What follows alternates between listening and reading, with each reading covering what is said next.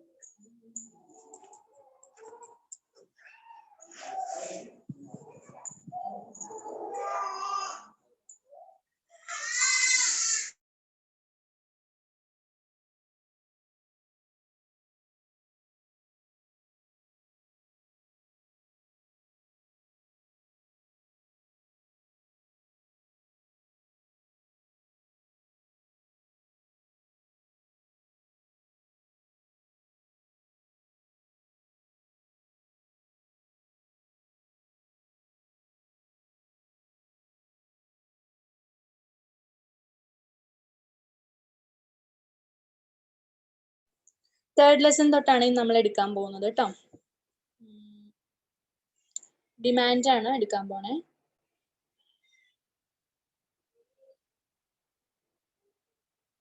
Okay, അപ്പൊ ഞാൻ demand എന്താന്ന് പറഞ്ഞിട്ടുണ്ടായിരുന്നു. Demand for commodity implies desire to acquired it, willingness pay for it and ability to pay for it. Okay, അതായത് നമുക്ക് അത് വേണമെന്ന് നമുക്ക് അത്യാവശ്യമാണ്, അതേപോലെ തന്നെ അത് ഡിസൈഡ് ആയിട്ടുള്ള ഒരു കാര്യമാണ്, അതായത് വളരെ അപൂർവമായിട്ട് കിട്ടുന്ന ഒരു കാര്യമാണ്, അങ്ങനെയുള്ളതായിരിക്കണം. അതേപോലെ നമുക്കത് പേ ചെയ്യാനുള്ള വില്ലിങ്ങും ആയിരിക്കണം, and we have the ability to pay for it. അങ്ങനെ 2-3 കാര്യങ്ങൾ വന്നാലാണ് അങ്ങനെയുള്ള ഒരു കമ്മോഡിറ്റി അല്ലെങ്കിൽ അങ്ങനെ ഒരു പ്രൊഡക്റ്റിന് നമ്മൾ ഡിമാൻഡ് ഉള്ള പ്രൊഡക്റ്റ് എന്ന് പറയുന്നത്. ക്ലിയർ? ഇനി ഞാൻ പറയുന്നത് ടൈപ്സ് ഓഫ് ഡിമാൻഡ് പറഞ്ഞിരുന്നു, കൺസ്യൂമർ ഗുഡ്സും പ്രൊഡ്യൂസർ ഗുഡ്സും പറഞ്ഞിരുന്നു. എന്താണ് കൺസ്യൂമർ ഗുഡ്സ് എന്നതുകൊണ്ട് ഉദ്ദേശിക്കുന്നതെന്ന് വെച്ചാൽ, കൺസ്യൂമർ ഗുഡ്സിൽ വരുന്നത് ഹ്യൂമൻ ബീയിങ്സ് ആവാം, ആനിമൽസ് ആവാം. കൺസ്യൂമർ അതായത് നമ്മുടെ കസ്റ്റമേഴ്സിന് ഫെമിലിയർ ആയിട്ടുള്ളതിനെ നമ്മൾ കൺസ്യൂമർ ഗുഡ്സ് എന്ന് പറയും. പ്രൊഡ്യൂസേഴ്സ് ഗുഡ്സ് എന്ന് പറയുന്നത് ഒരു കമ്പനിക്ക് ഏറ്റവും കൂടുതൽ ഫെമിലിയർ ആയിട്ടുള്ളതിനെ, ഇപ്പോൾ പ്ലാന്റ് ആവാം, ബിൽഡിങ്സ് ആവാം, അങ്ങനെയുള്ളതിനെ നമ്മൾ പ്രൊഡ്യൂസേഴ്സ് ഗുഡ്സ് എന്ന് പറയും. അടുത്തത് പെറിഷബിൾ, ഇത് ഞാൻ പറഞ്ഞിരുന്നു, പെറിഷബിൾ ആൻഡ് ഡ്യൂറബിൾ. അടുത്തതാണ് ഓട്ടോണോമസ് ആൻഡ് ഡിറൈവ്ഡ് ഡിമാൻഡ്. എന്താണ് ഓട്ടോണോമസ് ഡിമാൻഡ്? അത് നമ്മൾ ഡിമാൻഡ് എന്ന് പറയുമ്പോൾ വേറെ കുറച്ച് ഗുഡ്സ് ഉണ്ട്. ആ ഗുഡ്സില് നമ്മൾ എങ്ങനെയാ പറയാന്ന് വെച്ചാല്, ഓട്ടോണോമസ് ഡിമാൻഡ് എന്ന് പറയുമ്പോൾ അത് നമ്മൾക്ക് മറ്റുള്ള ഗുഡ്സിൽ നമുക്ക് ഏറ്റവും കൂടുതൽ ഡിമാൻഡ്, ഓൾറെഡി അത് ഡിമാൻഡഡ് ആയിട്ട് ഓൾറെഡി ആ മാർക്കറ്റിൽ എക്സിസ്റ്റ് ആണെന്നുണ്ടെങ്കിൽ അതിന് നമ്മൾ ഓട്ടോണോമസ് ഡിമാൻഡ് എന്ന് പറയും. ഡിറൈവ്ഡ് ഡിമാൻഡ് എന്ന് പറഞ്ഞാൽ ഒരു ഓട്ടോണോമസ് ഡിമാൻഡ് ആ ഒരു പ്രൊഡക്റ്റിന് അല്ലെങ്കിൽ ആ ഒരു കമ്മോഡിറ്റി ഡിമാൻഡ് ഉള്ളത് കൊണ്ട് അതിന്റെ ആക്സസറീസ് ആയിട്ടുള്ള ബാക്കിയുള്ള കമ്മോഡിറ്റിക്ക് ഡിമാൻഡ് വരിക, അതിനെ നമ്മൾ ഡിറൈവ്ഡ് ഡിമാൻഡ് എന്ന് പറയാം. ഇപ്പൊ ഫോർ എക്സാമ്പിൾ പറയുകയാണെന്ന് വെച്ചാൽ, ഒരു കമ്മോഡിറ്റി വിൽക്കുമ്പോൾ അതിന് ആക്സസറീസും വിൽക്കുമല്ലോ. അപ്പൊ കമ്മോഡിറ്റി വിൽക്കുന്നത് ഓട്ടോണോമസ് ഡിമാൻഡ്, അതിന്റെ കൂടെ വിൽക്കുന്നത് ഡിറൈവ്ഡ് ഡിമാൻഡ്. ക്ലിയർ? അടുത്തത് ഇൻഡിവിജ്വൽ ഡിമാൻഡും മാർക്കറ്റ് ഡിമാൻഡും. ഇൻഡിവിജ്വൽ ഡിമാൻഡ് എന്ന് പറയുമ്പോൾ ഒരു പ്രൊഡക്റ്റിന്, ഇപ്പൊ നമ്മളിപ്പോ ഒരു പ്രൊഡക്റ്റ് പറയാണ്, ഇപ്പൊ ഒരു പ്രൊഡക്റ്റ് നമ്മൾ സെയിൽ ചെയ്യുന്നത് ഇപ്പൊ എന്താ പറയാ, ഒരു മാച്ച് ബോക്സ് ആയിക്കോട്ടെ, ഒരു തീപ്പെട്ടി എന്ന് വെക്കി. അപ്പൊ ആ തീപ്പെട്ടി നമ്മൾ വിൽക്കുമ്പോൾ ഓൾറെഡി ആ തീപ്പെട്ടി ഉണ്ടാക്കുന്ന കമ്പനിക്ക് ഒരു ഡിമാൻഡ് ഉണ്ട് അല്ലെ, അത് നമ്മൾ മാർക്കറ്റ് ഡിമാൻഡ് എന്ന് പറയും. അല്ലെങ്കിൽ ആ തീപ്പെട്ടി എന്തായാലും ആ കമ്പനിയുടെ തീപ്പെട്ടി മാത്രമേ ആ ഒരു മാർക്കറ്റിലുള്ളൂ എന്നുണ്ടെങ്കിൽ അത് വിറ്റ് പോകുന്നു, that is market demand. Individual demand എന്ന് പറയുമ്പോൾ ഈ തീപ്പെട്ടി പല കമ്പനികൾ ഉണ്ടാക്കുകയാണ്, അപ്പൊ അതിൽ ക്വാളിറ്റിയും ക്വാണ്ടിറ്റിയും നോക്കിയിട്ടാണ് നമ്മൾ ഓരോന്നിനെയും എടുക്കുന്നത്, അല്ലെങ്കിൽ ഡിസൈഡ് ആയിട്ടുള്ള ഒരെണ്ണത്തിന് നമ്മൾ സെലക്ട് ചെയ്യുകയാണെങ്കിൽ നമ്മൾ അതിന് ഇൻഡിവിജ്വൽ ഡിമാൻഡ് എന്ന് പറയും.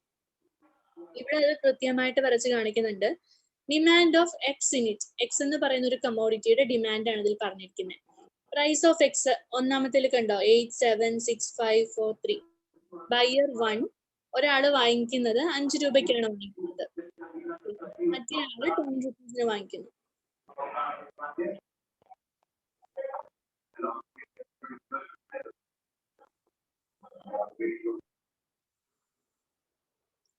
ഓക്കെ, അതുപോലെ ബയർ 3 വന്നിട്ട് നമ്മളത് 10 rupees വാങ്ങിക്കുന്നു, ബയർ 3 വന്നിട്ട് അത് 0 rupees, അത് വാങ്ങിക്കുന്നില്ല. ഇതാണ് തന്നെ ഓൾ ബയേഴ്സ് മാർക്കറ്റ്. എങ്ങനെയാണ് ഒരു കാര്യം തന്നെ 3-4 ആൾക്കാർ വാങ്ങിക്കുമ്പോൾ മാർക്കറ്റ് വാല്യൂ എങ്ങനെയാണ് ആഡ് ചെയ്യുക, buyer 1 plus buyer 2 plus buyer 3, ഇത് മൂന്നും കൂടി ആഡ് ചെയ്തിട്ടാണ് 15 എഴുതിയിരിക്കുന്നത്. അത് market demand, all over demand ആണ് മാർക്കറ്റ് ഡിമാൻഡ്. ഇതിൽ ഓരോരുത്തരും വാങ്ങിക്കുന്നതാണ് ഇൻഡിവിജ്വൽ ഡിമാൻഡ്. മനസ്സിലായോ? ഓരോ കമ്പനി അല്ലെങ്കിൽ ഓരോ കമ്മോഡിറ്റി വാങ്ങിക്കുന്നത് ഇൻഡിവിജ്വൽ ഡിമാൻഡ്, ഓരോ ആൾക്കാർ വാങ്ങിക്കുന്നത് ഇൻഡിവിജ്വൽ ഡിമാൻഡ്. അതിന് നമ്മൾ ബയർ 1ന്റെ ഡിമാൻഡ്, ബയർ 2ന്റെ ഡിമാൻഡ് അങ്ങനെ പറയുന്നതാണ് individual demand. Buyer 1 plus buyer 2 plus buyer 3 ആണ് മാർക്കറ്റിന്റെ ഡിമാൻഡ്. ക്ലിയർ? അതാണ് ഒരു എക്സാമ്പിൾ അതാണ്. ഇനി ഇതിന്റെ തന്നെ ഡിമാൻഡ് ഓഫ് എക്സ് ആണ് പറയുന്നത്. D3 ഉണ്ടോ, D1 D2 D3. D1 എന്ന് പറയുന്നത് ബയർ 1ന്റെ ആണ്, D2 എന്ന് പറയുന്നത് ബയർ 2ന്റെ ഡിമാൻഡ് ഗ്രാഫ് ആണ്, നമ്മൾ D3 എന്ന് പറയുന്നത് ബയർ 3യുടെ ഡിമാൻഡ് ഗ്രാഫ് ആണ്. ഇത് മൂന്നുമാണ് ഇൻഡിവിജ്വൽ ഡിമാൻഡ്. ക്ലിയർ? ഇനി അടുത്തത് firm and industry demand. Firm and industry demand എന്ന് പറഞ്ഞാൽ ഒരു കമ്പനിക്ക് ആവശ്യമായിട്ടുള്ള ഒരു കമ്മോഡിറ്റിയുടെ ഡിമാൻഡ് ആണ് ഫേം ഡിമാൻഡ് എന്ന് പറയുന്നത്. ഇൻഡസ്ട്രി ഡിമാൻഡ് എന്ന് പറയുമ്പോൾ ആ ഫേം ഉൾപ്പെടുന്ന ഇൻഡസ്ട്രി. ഇപ്പൊ ഫോർ എക്സാമ്പിൾ ഒരു ഗ്ലാസ് നമുക്ക് ഏറ്റവും കൂടുതൽ വേണ്ടത് ഒരു ഗ്ലാസിന്റെ ആണെങ്കിൽ, ഗ്ലാസ് എന്ന് പറഞ്ഞ കമോഡിറ്റി ആണ് നമുക്ക് വേണ്ടതെങ്കിൽ ആ ഫേമിന്റെ കമോഡിറ്റി ഡിമാൻഡ് ഏതാണ്?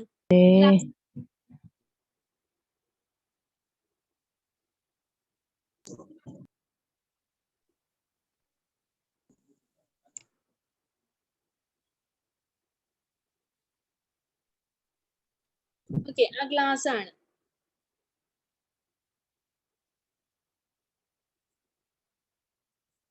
അപ്പൊ ആ ഫേമിന്റെ കമോഡിറ്റി ഡിമാൻഡ് എന്ന് പറയുന്ന ഗ്ലാസ് ആണ്.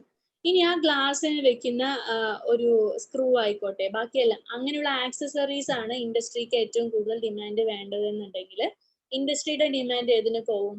ആ ഫേം ഉൾപ്പെടുന്ന ഇൻഡസ്ട്രിയുടെ ഡിമാൻഡ് സ്ക്രൂവിന് പോകും. ക്ലിയർ? അപ്പൊ ഓരോ ഫേം എന്ന് പറയുമ്പോൾ കമ്പനിയുടെ ഡിമാൻഡിനെയാണ് ഫേം ഡിമാൻഡ് എന്ന് പറയുന്നത്.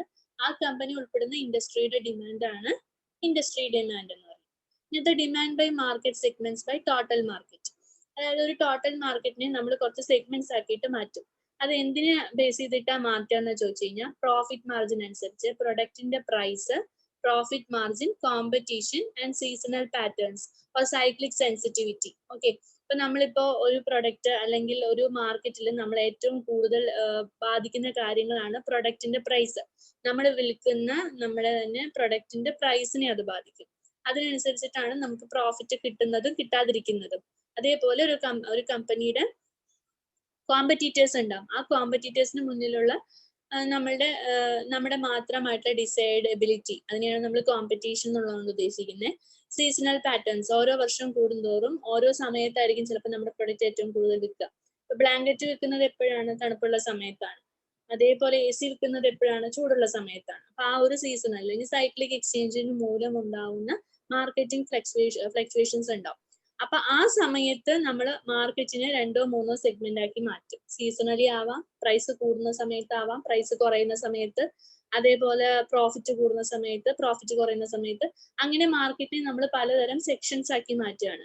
ഈ സെക്ഷനിൽ ഏറ്റവും കൂടുതൽ ഡിമാൻഡ്, ഇപ്പൊ ഞാൻ പറഞ്ഞ പോലെ സമ്മറിൽ, അതായത് വേനൽക്കാലത്ത് ഏറ്റവും കൂടുതൽ AC, ഫാൻ അങ്ങനെയുള്ളതിന് നമുക്ക് ഓഫറുകൾ അല്ലെങ്കിൽ ഏറ്റവും കൂടുതൽ വിൽക്കുന്ന സമയമാണ്. മാർക്കറ്റ് ഏറ്റവും കൂടുതൽ അനലൈസ് ചെയ്യപ്പെടുന്ന സമയമാണ് അങ്ങനെയുള്ളത്. അപ്പൊ അങ്ങനെയുള്ള പ്രൊഡക്റ്റിനെ നമ്മൾ അതൊരു മാർക്കറ്റിംഗ് സെക്ഷൻ ആക്കി വെക്കും. ആ സെക്ഷനിൽ ഡിമാൻഡ് ചെയ്തതാണ് നോക്കും. അതേപോലെ ഇപ്പൊ നമ്മൾ ആടി സീസൺ എന്നൊക്കെ പറയില്ലേ, കർക്കിടകം, ആടിക്കിഴവ്, ആ സമയത്ത് എന്താണ്? ആ സമയത്ത് ആ പ്രൊഡക്റ്റ് ആണ് ഏറ്റവും കൂടുതലായിട്ട് വിറ്റ് പോകുന്നത്, ടെക്സ്റ്റൈൽസ് ആണ്. സോ അതൊരു മാർക്കറ്റിംഗ് സെഗ്മെന്റ് ആണ്, ഒരു മാർജിനൽ സെഗ്മെന്റ് ആണ്. ക്ലിയർ? ഇനി ഡിറ്റർമിനേഷൻ ഓഫ് ഡിമാൻഡ്. നമ്മൾ ഇനി ഡിമാൻഡ് എങ്ങനെയാണ് കണ്ടുപിടിക്കുക? ഡിമാൻഡ് കണ്ടുപിടിക്കുന്നതിന് ഇതിൽ താഴെ പറഞ്ഞിരിക്കുന്ന ഒരുപാട് ക്വാണ്ടിറ്റേറ്റീവ് അനാലിസിസ് ഉണ്ട്. ഇതിൽ പറയുന്നത് ക്വാണ്ടിറ്റേറ്റീവ് അനാലിസിസിനെ കുറിച്ചിട്ടാണ്. അതിൽ first price effect on demand ആണ്. ഓക്കെ, ഇതിൽ DX എന്ന് പറയുന്നത് demand of X product. X എന്ന് പറഞ്ഞ കമോഡിറ്റിയുടെ ഡിമാൻഡ് ആണ് DX. ഓക്കെ, ഡെൽറ്റ DX എന്നാണ് മോഡൽ ചെയ്തിരിക്കുന്നത്, ഡിവൈഡഡ് ബൈ ഡെൽറ്റ PX. അതായത് ഡെൽറ്റ DX എന്ന് പറഞ്ഞു കഴിഞ്ഞാൽ demand of the commodity X subjected to change എന്നാണ് അർത്ഥം. അതായത് ആ എക്സ് എന്ന് പറഞ്ഞ കമോഡിറ്റിയുടെ ഡിമാൻഡ് എങ്ങനെയെല്ലാം ഫ്ലക്ച്വേറ്റ് ചെയ്യുന്നു, divided by in accordance with, ഏതിന് അക്കോർഡിംഗ് ചെയ്തിട്ടാണ്? Delta PX. ഡെൽറ്റ PX എന്ന് പറയുന്നത് price of the commodity X always subjected to change എന്നാണ്. എന്ന് വെച്ചാൽ പ്രൈസ്, ആ കമോഡിറ്റി എക്സ് എന്ന് പറഞ്ഞ കമോഡിറ്റിയുടെ പ്രൈസ് ചേഞ്ച് ചെയ്യുന്നു. എന്തിന് അക്കോർഡൻ ആയിട്ട്? ഡിമാൻഡിന് അക്കോർഡൻ ആയിട്ട്. അപ്പോ ഡിമാൻഡ് കൂടുമ്പോൾ പ്രൈസ് കുറയും. ക്ലിയർ? ഡിമാൻഡ് കൂടുമ്പോൾ പ്രൈസ് കുറയും അല്ലെങ്കിൽ കൂടും. അത് രണ്ടും ഇൻവേഴ്സ്ലി പ്രൊപ്പോർഷണൽ ആണ്. ഓക്കെ, ഡിമാൻഡ് കൂടുമ്പോൾ പ്രൈസ് കുറയും, പ്രൈസ് കൂടുമ്പോൾ ഡിമാൻഡ് കുറയും. ക്ലിയർ ആയല്ലോ? ഡിമാൻഡ് കൂടുമ്പോൾ പ്രൈസ് കുറയും, പ്രൈസ് കൂടുമ്പോൾ ഡിമാൻഡ് കുറയും. ഓക്കെ, അതാണ് ഇൻവേഴ്സ്ലി പ്രൊപ്പോർഷണൽ എന്ന് പറയുന്നത്, which is always less than 0 ആയിരിക്കും. ഈ ഇക്വേഷൻ പഠിച്ചു വെക്കുക. അടുത്തത് delta DX by delta DA. Delta DA എന്ന് പറയുന്നതും ഇവിടെ നമ്മൾ സബ്സ്റ്റിറ്റ്യൂഷൻ ആണ്. സബ്സ്റ്റിറ്റ്യൂഷൻ എന്ന് പറയുമ്പോൾ നമ്മൾ 2 ഡിമാൻഡ് എടുക്കും, ഡിമാൻഡ് ഓഫ് പ്രൊഡക്റ്റ് എക്സും ഡിമാൻഡ് ഓഫ് പ്രൊഡക്റ്റ് എയും. അപ്പൊ ഈ ഡിമാൻഡ് എയുടെ കുറയുകയാണെങ്കിൽ എക്സിന്റെ കൂടുന്നുണ്ടോ? എക്സിന്റെ കുറയാം. അപ്പൊ that's a comparison study between 2 commodities. 2 commodities തമ്മിലുള്ള കമ്പാരിസൺ സ്റ്റഡിയാണ്, which is always greater than 0. 0യേക്കാളും കൂടുതലായിരിക്കും. അടുത്ത കോംപ്ലിമെന്ററി എഫക്റ്റ് ഓൺ ഡിമാൻഡ്. ഡിമാൻഡിനനുസരിച്ചിട്ട് കോംപ്ലിമെന്റ് ആയിട്ട് വേറെ എന്താണ് സംഭവിക്കുക? അപ്പൊ Z എന്ന് പറയുന്ന ഒരു കോംപ്ലിമെന്റ് എഫക്റ്റ് ആണ്. Z എന്ന് പറയുന്ന എക്സിന്റെ കോംപ്ലിമെന്റ് ആണ് എന്ന് വെച്ചാൽ then the price of Z falls, the demand for Z goes up, and thus the demand of X also tends to rise. അതായത് Z കൂടുകയാണെന്നുണ്ടെങ്കിൽ ഇപ്പൊ സെഡിന്റെ കമ്മോഡിറ്റി ഞാൻ പറഞ്ഞ ആക്സസറീസ് എന്ന്, അപ്പൊ ഇപ്പൊ നമ്മൾ ഒരു കമ്മോഡിറ്റി വിൽക്കുകയാണ്, ആ വിൽക്കുന്ന കമ്മോഡിറ്റിക്ക് ആക്സസറീസ് ഉണ്ട്. ഇപ്പൊ ആക്സസറീസ് എന്ന് പറഞ്ഞപ്പോ ഒരു എക്സാമ്പിൾ എന്താ പറയാ, ഇത് ഒരു കമ്മോഡിറ്റി വിറ്റ് കഴിഞ്ഞാൽ അതിനൊപ്പം വിൽക്കേണ്ടതായിട്ടുള്ള സാധനങ്ങൾ, അതിപ്പോ നമ്മൾ പറയുകയാണെങ്കിൽ ഇപ്പൊ ഒരു വീടിന് പൈപ്പ് കണക്ഷൻ നമ്മളിപ്പോ എടുക്കാന്ന് അല്ലെങ്കിൽ സ്വിച്ച് എടുക്കാന്ന് വിചാരിക്കുക. സ്വിച്ച് എടുക്കുമ്പോൾ എന്തായാലും എന്തെടുക്കണം, വയറും കൂടി എടുക്കണം. സോ നമ്മൾ ഒരു സ്വിച്ച് വാങ്ങിക്കാൻ പോയി കഴിഞ്ഞാൽ ഓട്ടോമാറ്റിക്കലി നമ്മൾ എന്ത് ചെയ്യും, വയറും വാങ്ങിക്കും. അപ്പൊ വയർ എന്ന് പറയുന്ന സ്വിച്ചിന്റെ ആക്സസറീസ് ആയിട്ടുള്ള ഒരു കമ്മോഡിറ്റിയാണ്. അപ്പോ സ്വിച്ചിന്റെ വില കൂടിയാൽ അല്ലെങ്കിൽ demand of the switch will be when increases, എപ്പോഴാണോ സ്വിച്ചിന്റെ ഡിമാൻഡ് കൂടുന്നത് അതിനനുസരിച്ചിട്ട് കമ്മോഡിറ്റി ബി, അതായത് വയറിന്റെ കമ്മോഡിറ്റി അല്ലെങ്കിൽ ഡിമാൻഡ് കൂടി കൂടും. ക്ലിയർ? അപ്പൊ ഒരെണ്ണത്തിന്റെ കമ്മോഡിറ്റിയുടെ വില കൂടുന്നതിനനുസരിച്ചിട്ടോ അല്ലെങ്കിൽ അതിന് കുറയുന്നതിനനുസരിച്ചിട്ടോ വേറൊരു എണ്ണത്തിന്റെ വില കുറയുകയോ കൂടുകയോ ചെയ്യുന്നു. അപ്പൊ അങ്ങനെയുള്ളതിനെ നമ്മൾ കോംപ്ലിമെന്റ് എന്ന് പറയും. അതായത് വയർ എന്ന് പറയുന്ന സ്വിച്ചിന്റെ കോംപ്ലിമെന്റ് ആണ്. അപ്പൊ ഇവിടെ Z എന്ന് പറയുന്നത് എക്സിന്റെ കോംപ്ലിമെന്റ് ആണ്. Z കുറയുകയാണെങ്കിൽ എക്സ് കുറയും, എക്സ് കുറയുകയാണെന്നുണ്ടെങ്കിൽ സെഡും കുറയും. ക്ലിയർ? അപ്പൊ അവിടെ delta DX by delta PY, P എന്ന് പറയുന്നത് price of the commodity Y ആണ്, which is also less than 0 ആയിരിക്കും. അടുത്തത് price expectation effect on demand. ഇനി നമ്മളുടെ പ്രൈസ് എക്സ്പെക്ടേഷൻ, ഇപ്പൊ ഒരു മാർക്കറ്റിലേക്ക് നമ്മളൊരു കമ്മോഡിറ്റി ആഡ് ചെയ്യുന്ന സമയത്ത് നമുക്ക് ഉണ്ടാവുന്ന ഒരു എക്സ്പെക്ടേഷൻ ഓഫ് പ്രൈസ്, അതാണ് പ്രൈസ് എക്സ്പെക്ടേഷൻ എന്ന് പറയുന്നത്. ഇത് ജസ്റ്റ് ഒരു സൈക്കോളജിയാണ്. കൺസ്യൂമർ വാങ്ങിക്കുമെന്ന് കരുതി ഒരു ഓണർ ഡിറ്റർമൈൻ ചെയ്യുന്ന his own qualitative analysis. Okay, next one income effect on demand. Income prices, അതായത് എപ്പോഴാണോ കസ്റ്റമറിന്റെ ഇൻകം കൂടുന്നത് അതിനനുസരിച്ചിട്ട് ആള് നോർമൽ ഗുഡ്സിനേക്കാൾ കൂടുതൽ വാങ്ങിക്കും. അതേപോലെ ആവശ്യമില്ലാത്ത സാധനങ്ങൾ വാങ്ങിച്ചു കൂട്ടും. അപ്പൊ നമ്മളുടെ കസ്റ്റമറുടെ സാലറി പാക്കേജ് അനുസരിച്ചിരിക്കും നമ്മുടെ പ്രൊഡക്റ്റിന്റെ മാർക്കറ്റ് വാല്യൂ. അടുത്ത അതാണ് ഡെൽറ്റ DX ബൈ ഡെൽറ്റ. ഇതൊന്നും അത്ര ഇമ്പോർട്ടന്റ് അല്ല. ആക്ച്വലി ഇതിൽ 3 എണ്ണമാണ് important: price of effect on ഡിമാൻഡും, സബ്സ്റ്റിറ്റ്യൂഷൻ എഫക്ട് ഓൺ ഡിമാൻഡും, കോംപ്ലിമെന്ററി എഫക്ട് ഓൺ ഡിമാൻഡ്. അടുത്തത് ഈ ഡിമാൻഡ് കർവ് പഠിച്ചു വെക്കുക, അത് വളരെ ഇമ്പോർട്ടന്റ് ആണ്. ഇത് ലോ ഓഫ് ഡിമാൻഡ് എന്ന് പറയുന്നത്. ലോ ഓഫ് ഡിമാൻഡ് വളരെ ഇമ്പോർട്ടന്റ്. അപ്പൊ ഇനി ഞാൻ പറയാൻ പോകുന്നത് സോഷ്യോ സൈക്കോളജിക്കൽ ഡിറ്റർമിനൻസ് ആണ്. സോഷ്യോ സൈക്കോളജിക്കൽ ഡിറ്റർമിനൻസിൽ there is an inverse relationship between price and quantity demanded for the commodity per time period. അതിനെയാണ് നമ്മൾ demand schedule of the commodity എന്ന് പറയുന്നത്. അപ്പൊ എന്താണ് ഡിമാൻഡ് ഷെഡ്യൂൾ? പ്രൈസും ക്വാണ്ടിറ്റിയും, അതായത് ക്വാണ്ടിറ്റി, നമ്മുടെ കമ്മോഡിറ്റിയുടെ പ്രൈസും ആ കമ്മോഡിറ്റി എത്ര എണ്ണം ഉണ്ട് എന്നുള്ളതും ഇൻവേഴ്സ്ലി പ്രപ്പോർഷണൽ ആണ്. അതായത് പ്രൈസ് കൂടുകയാണെങ്കിൽ നമ്മൾ വാങ്ങിക്കുന്ന കമ്മോഡിറ്റിയുടെ എണ്ണം കുറയും, പ്രൈസ് കുറയുകയാണെങ്കിൽ നമ്മൾ വാങ്ങിക്കുന്ന കമ്മോഡിറ്റിയുടെ എണ്ണം കൂടും. അപ്പൊ അത് നമ്മൾ ഒരു ടൈം പീരീഡിലാണ് ചെയ്യുക, ഒരു based on a fixed time period. Okay, അപ്പൊ ഒരു ഫിക്സഡ് ടൈം പീരീഡിൽ price is inversely proportional to the quantity of the commodity. Okay, quantity of the commodity എന്ന് പറയുമ്പോൾ നമ്മൾ വാങ്ങിക്കുമ്പോൾ നമ്മൾ നോർമലി നമ്മൾ എന്താ ചെയ്യുക, പൈസ കൂടിയ കുറച്ച് സാധനമേ വാങ്ങിക്കുള്ളൂ, പൈസ കുറഞ്ഞു കഴിഞ്ഞാൽ കൂടുതൽ സാധനങ്ങൾ വാങ്ങിക്കും. ഇതിനെ നമ്മൾ പറയുന്ന പേരാണ് ഡിമാൻഡ് ഷെഡ്യൂൾ എന്ന് പറയുന്നത്. ഒരു ടൈം പീരീഡിലായതുകൊണ്ടാണ് അതിനെ നമ്മൾ ഡിമാൻഡ് ഷെഡ്യൂൾ എന്ന് പറയുന്നത്. ഇതിനനുസരിച്ചിട്ട് നമ്മൾ ടൈം കോൺസ്റ്റന്റ് ആക്കി വെച്ചിട്ട് പ്രൈസും ഡിമാൻഡ് ഷെഡ്യൂളും തമ്മിലുള്ള വരയ്ക്കുന്ന ഒരു ഗ്രാഫാണിത്. ഈ ഗ്രാഫില് നെഗറ്റീവ്ലി സ്ലോപ്ഡ് ആണ്, കണ്ടില്ലേ, താഴേക്കാണ് സ്ലോപ്പ് വന്നിരിക്കുന്നത്. സോ ഇൻഡിവിജ്വൽ പർച്ചേസേഴ്സ്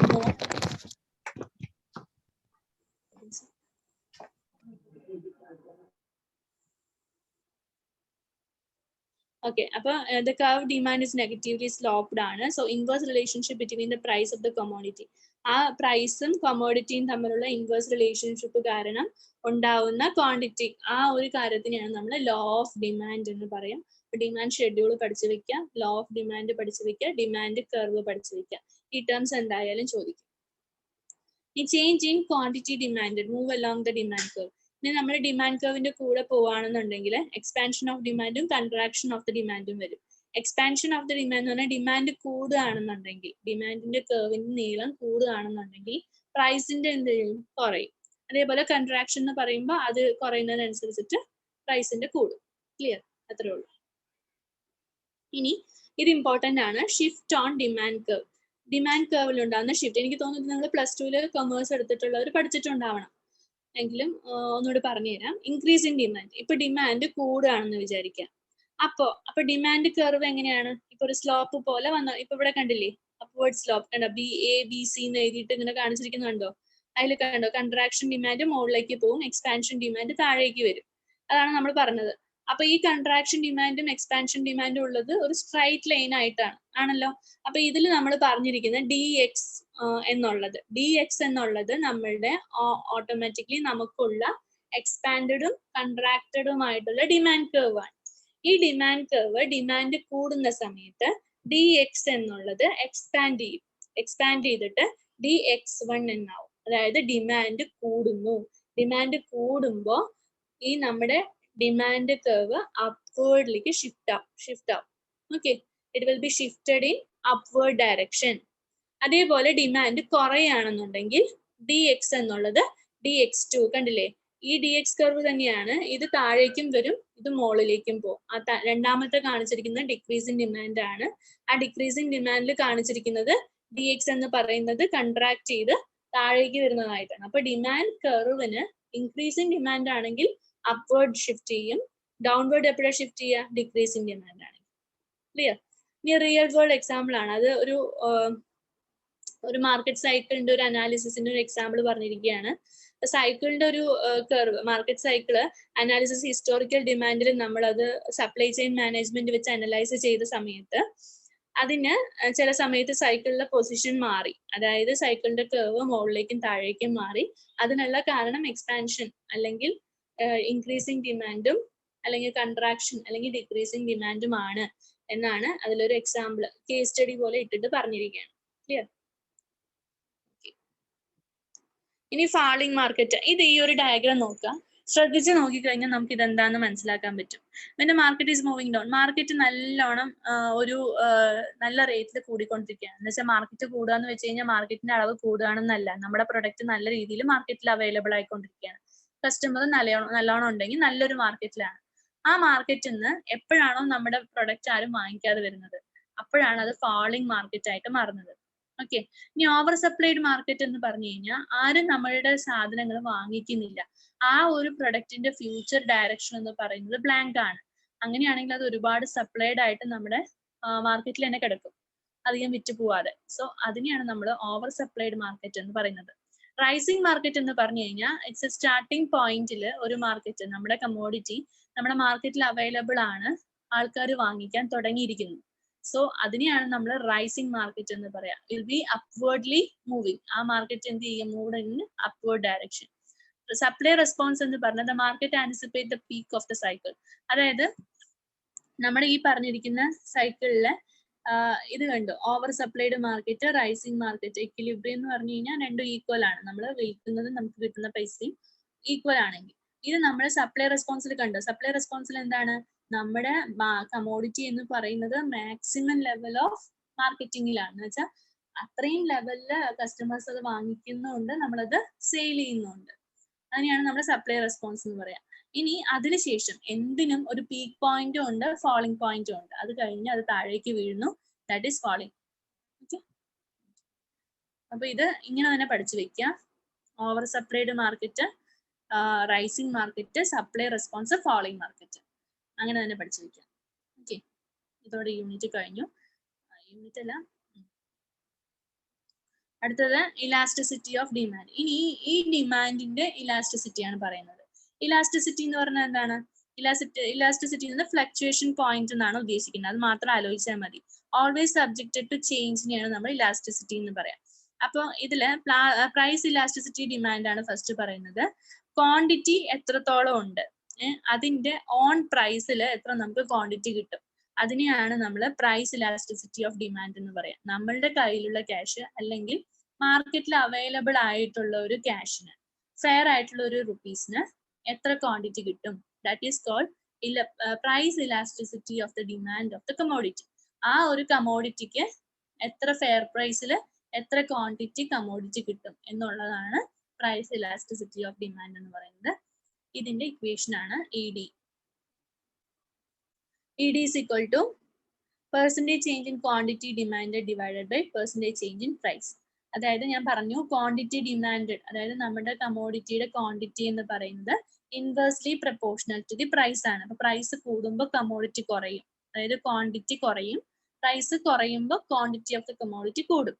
അപ്പൊ ഇതിനെയാണ് നമ്മൾ ED, അതായത് ഇലാസ്റ്റിസിറ്റി ഓഫ് ഡിമാൻഡ് എന്ന് പറയുന്നത്, പ്രൈസ് ഡിമാൻഡ് എന്ന് പറയുന്നത്.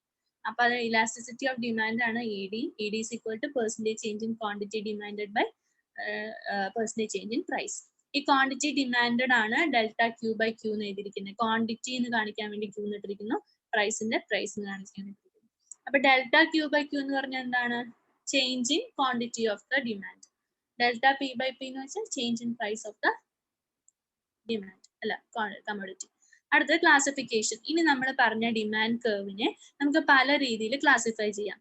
based on the price elasticities. നമ്മൾ പറഞ്ഞ പ്രൈസ് ഇലാസ്റ്റിസിറ്റീസിനനുസരിച്ചിട്ടാണ് നമ്മൾ ക്ലാസിഫൈ ചെയ്യുന്നത്. അപ്പൊ ഇതില് ഈ 5 എണ്ണവും വളരെ വളരെ വളരെ ഇമ്പോർട്ടന്റ് ആണ്, ഉറപ്പായിട്ടും ചോദിക്കാവുന്ന ഒരു ചോദ്യമാണ്. ക്ലിയർ? അത്രയും ഇമ്പോർട്ടന്റ് ആണ്. അപ്പൊ അതാണ് നമ്മൾ പറയാൻ പോകുന്നത്.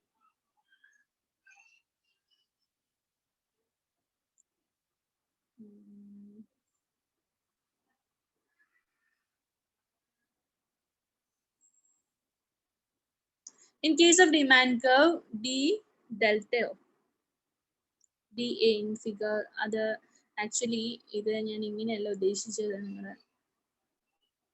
Okay, first one perfectly inelastic demand curve. Perfectly inelastic demand curve എന്ന് പറഞ്ഞു കഴിഞ്ഞാൽ അത് അതായത് ഒരു ഡിമാൻഡ് കർവ് ഉണ്ട്, അതിലെ ക്വാണ്ടിറ്റി ടോട്ടലി അൺറെസ്പോൺസീവ് ആണ്. പ്രൈസ് കൂടിയാലും കുറഞ്ഞാലും ക്വാണ്ടിറ്റിയെ ബാധിക്കുന്നേ ഇല്ല. അതിനെയാണ് നമ്മൾ പെർഫെക്റ്റ്ലി ഇൻഇലാസ്റ്റിക് ഡിമാൻഡ് പ്രൈസസ് അല്ലെങ്കിൽ ഡിമാൻഡ് കർവ്സ് എന്ന് പറയുന്നത്. അതായത് ക്വാണ്ടിറ്റി കൂടിയാലോ ക്വാണ്ടിറ്റി കുറഞ്ഞാലോ അത് ആ ഒരു കമ്മോഡിറ്റിയുടെ പ്രൈസിനെ ബാധിക്കുന്നില്ല. ഓക്കെ, അതാണ് ഒന്നാമത്തേത്. രണ്ടാമത്തേത് പറയുന്നത് പെർഫെക്റ്റ്ലി ഇലാസ്റ്റിക് ഡിമാൻഡ് കർവ്സ് എന്ന് വെച്ചാൽ ഇതൊരു ഹൊറിസോണ്ടൽ ഡിമാൻഡ് കർവ് ആണ്. അതായത് പ്രൈസിന്റെ ചെറിയ ഫ്ലക്ച്വേഷൻസ് പോലും അതിനെ ബാധിക്കുന്നു. അതിനെയാണ് പെർഫെക്റ്റ്ലി ഇലാസ്റ്റിക് ഡിമാൻഡ് കർവ് എന്ന് പറയുന്നത്. ഇനി ഇത് രണ്ടും തമ്മിൽ എന്താണ് നമുക്ക് വ്യത്യാസം മനസ്സിലാക്കാൻ സാധിക്കുക എന്ന് ചോദിച്ചു കഴിഞ്ഞാൽ, ഇപ്പോ നമ്മള് ഒരു ഡിമാൻഡ് കർവ് വരച്ചു. ഒരു ഡിമാൻഡ് കർവ് വരച്ചിട്ട് അത് ഇൻഇലാസ്റ്റിക് ആണോ ഇലാസ്റ്റിക് ആണോ എന്ന് അറിയണം. അപ്പൊ ഇൻഇലാസ്റ്റിക് ആണ് എന്ന് അറിയണം എന്നുണ്ടെങ്കിൽ എങ്ങനെയാണ് അറിയുക? പ്രൈസ് കൂടും, പക്ഷെ ആ ചേഞ്ച് പറ്റില്ല. അപ്വേർഡ് മൂവ്മെന്റോ ഡൗൺവേർഡ് മൂവ്മെന്റോ നടക്കില്ല. അതാണെങ്കിൽ ഇൻഎലാസ്റ്റിക് ആണ്. അപ്വേർഡും ഡൗൺവേർഡും മൂവ്മെന്റ് നടക്കുന്നുണ്ടെങ്കിൽ എലാസ്റ്റിക് ആണ്. അപ്പൊ നിങ്ങളത് വരച്ചിട്ട് വേണം എഴുതാനായിട്ട് കേട്ടോ. അടുത്തത് the demand curve DB in figure above. അതിൽ പറഞ്ഞിരിക്കുന്നത് യൂണിറ്ററി ഇലാസ്റ്റിക് എന്ന് പറഞ്ഞിട്ടുള്ള ഒരു ടേം ഉണ്ട്. എന്താണ് unitary elastic demand curve? Unitary elastic demand curve എന്ന് പറഞ്ഞു കഴിഞ്ഞാൽ എപ്പോ ഒരു പേഴ്സൺ അവരുടെ എമൗണ്ട് ഓഫ് മണിയെ ഒരു ബഡ്ജറ്റ് ഇട്ട് വെച്ചിരിക്കുകയാണ്. അതൊക്കെ അതിപ്പോ കുറച്ച് മാഗസിൻ വാങ്ങിക്കാനാവാം, കുറച്ച് എന്തെങ്കിലുമൊക്കെ സാധനങ്ങൾ വാങ്ങിക്കാനാവാം. അതിന് പ്രൈസ് ബാധകമല്ല. പ്രൈസ് കൂടിയാലും കുറഞ്ഞാലും ആളത് വാങ്ങിക്കും. ഓക്കെ, അങ്ങനെയുള്ളതിനെയാണ് നമ്മൾ എന്ത് പറയുന്നത്? യൂണിറ്ററി ഇലാസ്റ്റിക് കർവ് എന്ന് പറയുന്നത്. അതായത് ഇപ്പോ നമ്മളിപ്പോ വേറെ എന്ത് പ്രൈസ് കൂടിയെന്ന് വെച്ചിട്ടോ ഒന്നും അയാൾ ആ കമോഡിറ്റി വാങ്ങിക്കാതിരിക്കില്ല. ഇന്നിപ്പോ നമ്മളിപ്പോ പറയുന്നത്, ഇപ്പൊ നമ്മൾ ആ ഡ്രസ്സ് വാങ്ങിക്കണോ, നമുക്ക് ഡ്രസ്സ് ഇല്ല, അപ്പൊ നമ്മൾ ഡ്രസ്സ് വാങ്ങിക്കണോ എന്നുള്ളത് നമ്മുടെ തീരുമാനമാണ്. അത് നമ്മൾ പ്രൈസിനെ നോക്കിയിട്ടല്ല. It is an essential commodity for the customer. Whether it is an essential commodity for the customer, there is only willing to buy that. Okay, അപ്പൊ അവർക്ക് അത് വാങ്ങിക്കണം എന്നുള്ള ഒറ്റ വില്ലിങ്ങേ ഉണ്ടാവുള്ളൂ. So they buy it. So that is called unitary elastic. Okay, unitary elastic demand. Okay, നമുക്ക് പഠിച്ചു വെക്കുക. ബാക്കി ഒന്ന് വായിച്ചു നോക്കിയാൽ മനസ്സിലാവും. പിന്നെ ഈ ടേബിൾ ഒന്ന് പഠിച്ചു വെക്കുക കേട്ടോ. ഈ ടേബിളിൽ ഞാൻ പറഞ്ഞ കാര്യങ്ങൾ തന്നെ ഉള്ളൂ, വേറെ ഒന്നുമില്ല. ഇനി അടുത്ത ന്യൂമറിക്കൽ മെഷർമെന്റ് ഓഫ് ഇലാസ്റ്റിസിറ്റി. ഇത് ഞാൻ പറഞ്ഞതാണ്. ന്യൂമറിക്കൽ മെഷർമെന്റ് എന്ന് പറയുന്നത് ക്വാണ്ടിറ്റേറ്റീവ് അനാലിസിസ് ആണ്. അപ്പൊ ഇലാസ്റ്റിസിറ്റി കോഎഫിഷ്യന്റ് എന്ന് പറയുന്നത് ED ആണ്. ED is equal to percentage change in quantity demanded divided by percentage change in price. ഇനി ഇത് അടുത്തത് വളരെ ഇമ്പോർട്ടന്റ് ആണ്. One calculates these percentage changes, of course, by dividing change in price by change in the original price and the subsequent change in quantity demanded by original quantity demanded. Thus we can restate the formula. ഈ ഫോർമുലയെ നമ്മൾ change in price കൊണ്ട് divide ചെയ്യാണ്. അപ്പോൾ നമ്മൾ മുകളിലും change in quantity demanded എന്ന് പറഞ്ഞിട്ട് change in quantity divided by original quantity, change in price divided by original price. ഇങ്ങനെ നമ്മൾ ഡിവൈഡ് ചെയ്ത് കഴിഞ്ഞാൽ നമുക്ക് എന്ത് കിട്ടും? dq by q divided by dp by p. അപ്പൊ അങ്ങനെ വരുമ്പോ എങ്ങനെ വരും? dq by q into p by delta p അല്ലെങ്കിൽ dp. അപ്പൊ അങ്ങനെ വരുമ്പോ എന്ത് വരും? dqp divided by q dp. Okay, അതാണ് ഇക്വേഷൻ. അപ്പൊ ഇതിൽ d തന്നെ ഉപയോഗിക്കണം എന്നില്ല, ഡെൽറ്റ ഉപയോഗിക്കാം. റെസിപ്രോക്കൽ വെച്ച് മൾട്ടിപ്ലൈ ചെയ്യുമ്പോൾ അങ്ങനെയല്ലേ വരിക?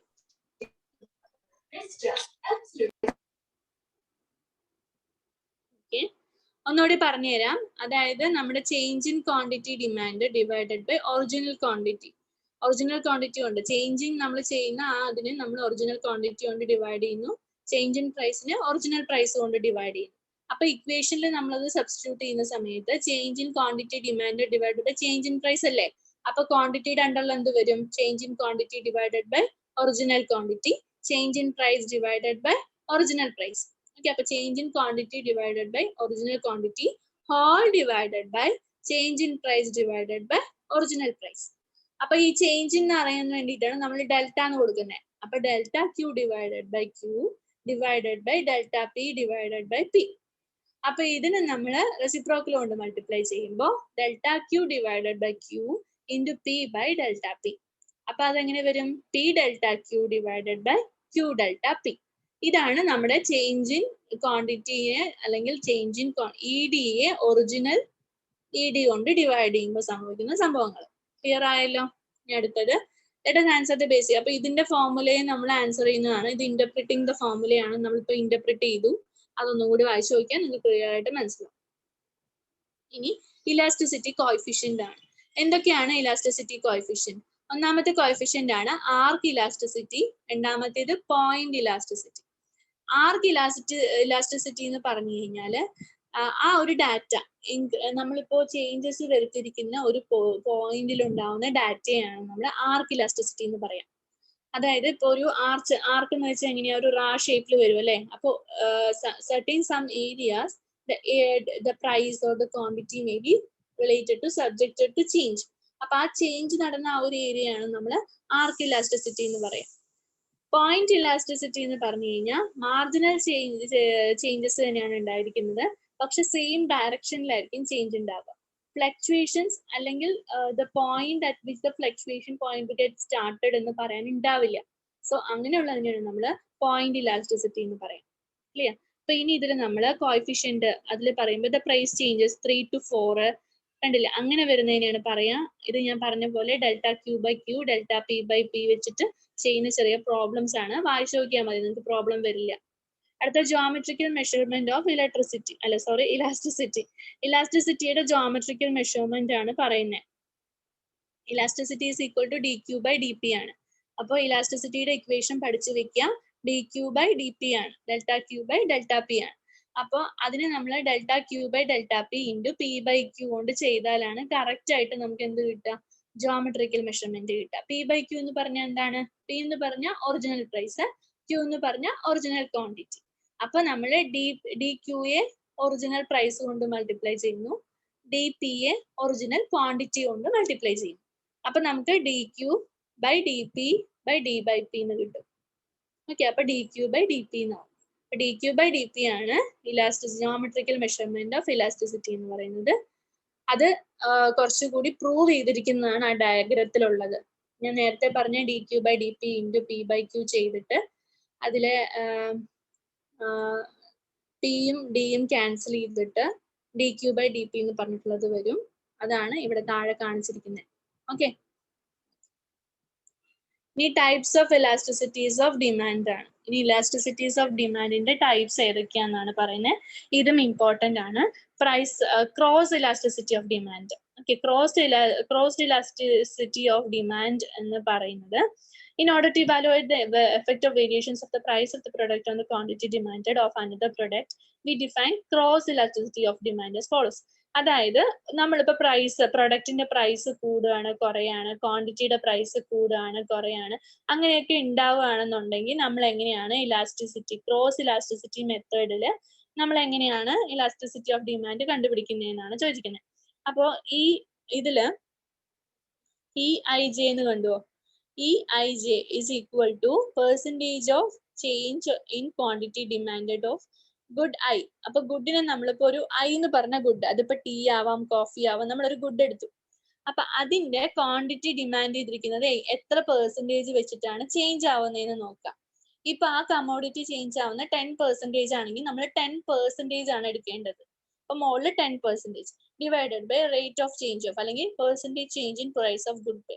അപ്പൊ ആ ഒരു പെർസെന്റേജ് അനുസരിച്ച് കൂടുകയും കുറയുകയും ചെയ്യുന്ന കമോഡിറ്റിക്ക് എത്രയ്ക്ക് അനുസരിച്ചിട്ട് പ്രൈസ് കൂടുകയും കുറയുകയും ചെയ്യുന്നുണ്ട്.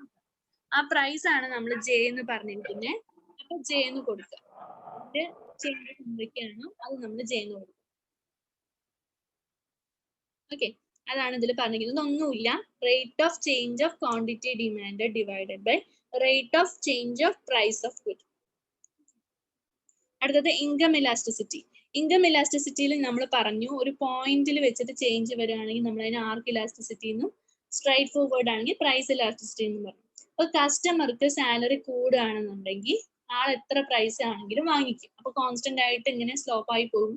അപ്പൊ പ്രൈസ് വാങ്ങിച്ചു, അപ്പൊ ആ കമ്മോഡിറ്റി വാങ്ങിച്ചുകൊണ്ടിരിക്കും.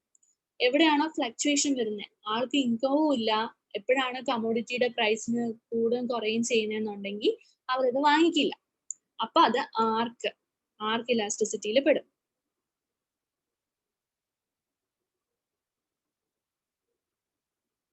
സെയിം ഇക്വേഷൻ ആണ് ഇവിടെയും പറയുന്നത്, വായിച്ചു നോക്കാം. ഇനി അടുത്തത് elasticity demand with respect to advertisement. Advertisement കൊണ്ടിട്ട് കൊമോഡിറ്റി വാങ്ങിക്കുന്ന ആൾക്കാരുണ്ടാവും അല്ലെ. അപ്പൊ ഇലാസ്റ്റിസിറ്റി ഓഫ് ഡിമാൻഡ് എക്സ്പാൻഡ് ചെയ്യുന്നതും അതുപോലെ കോൺട്രാക്ട് ചെയ്യുന്നതും ഏതിനെ ബേസ് ചെയ്തിട്ടായിരിക്കും? അഡ്വർടൈസ്മെന്റിനനുസരിച്ച്. അഡ്വർടൈസ്മെന്റ് നല്ലോണം കൊടുത്തു കഴിഞ്ഞാൽ കസ്റ്റമർ കൂടുതൽ അവെയർ ആവും, അപ്പൊ അവർ കൂടുതലായിട്ട് വാങ്ങിക്കും. അപ്പൊ ഡിമാൻഡ് കർവ് എക്സ്പാൻഡ് ചെയ്യും.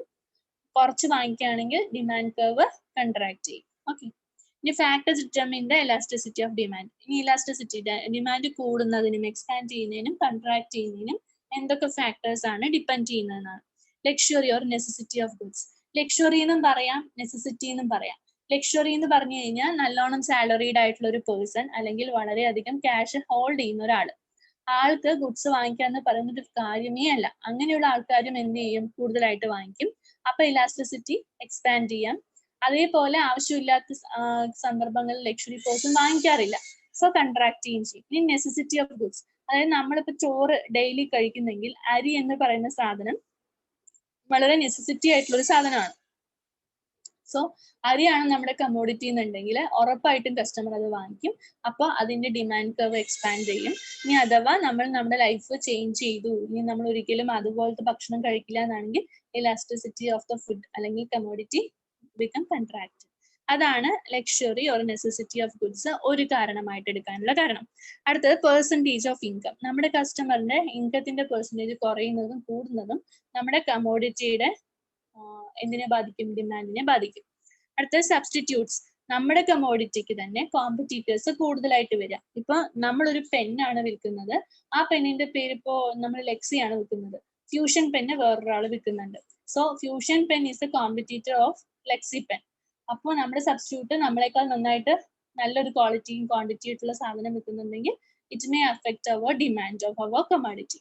അടുത്തത് ടൈം എന്ന് പറയുന്നത് ഒരു എലാസ്റ്റിസിറ്റി എന്ന് പറഞ്ഞൊരു സാധനം എക്സ്പാൻഡ് ചെയ്യുന്നതും കൺട്രാക്ട് ചെയ്യുന്നതും ഒരു ടൈം പീരീഡിലാണ് നിൽക്കാൻ ഞാൻ പറഞ്ഞു, ഡിമാൻഡ് ഷെഡ്യൂളിൽ പറയുമ്പോൾ. അപ്പൊ ആ ടൈം പീരീഡ് കഴിഞ്ഞാൽ ഈ ഇലാസ്റ്റിസിറ്റി ചിലപ്പോൾ ഇല്ലാതാവും. എക്സ്പാൻഡ് ചെയ്യുന്ന ഇലാസ്റ്റിസിറ്റി എന്ത് ചെയ്യും? കൺട്രാക്ട് ചെയ്ത് വരും. അപ്പോൾ ആ ഒരു ടൈം പീരീഡ് എന്ന് പറയുന്നത് ഒരു ബിസിനസ്സിനെ ആയാലും ഇലാസ്റ്റിസിറ്റി ആയാലും ഏറ്റവും കൂടുതൽ ഡിപ്പെൻഡ് ചെയ്യുന്ന ഒരു ഫാക്ടറാണ്. ഓക്കെ, ഇനി റവന്യൂ ആയിട്ടുള്ള റിലേഷൻഷിപ്പിനെ കുറിച്ചാണ് പറയുന്നത്. ഇലാസ്റ്റിസിറ്റി ഓഫ് ദി ഡിമാൻഡും ആവറേജ് റവന്യൂവും തമ്മിലുള്ള ബന്ധം എന്താണ്? അതാണ് പറയുന്നത്. Average revenue and price elasticity of the demand is shown. അപ്പൊ ഇതിൽ പറയുന്ന ആവറേജ് റവന്യൂ എന്ന് പറയുന്നത് price elasticity of the demand average revenue divided by average revenue minus marginal revenue.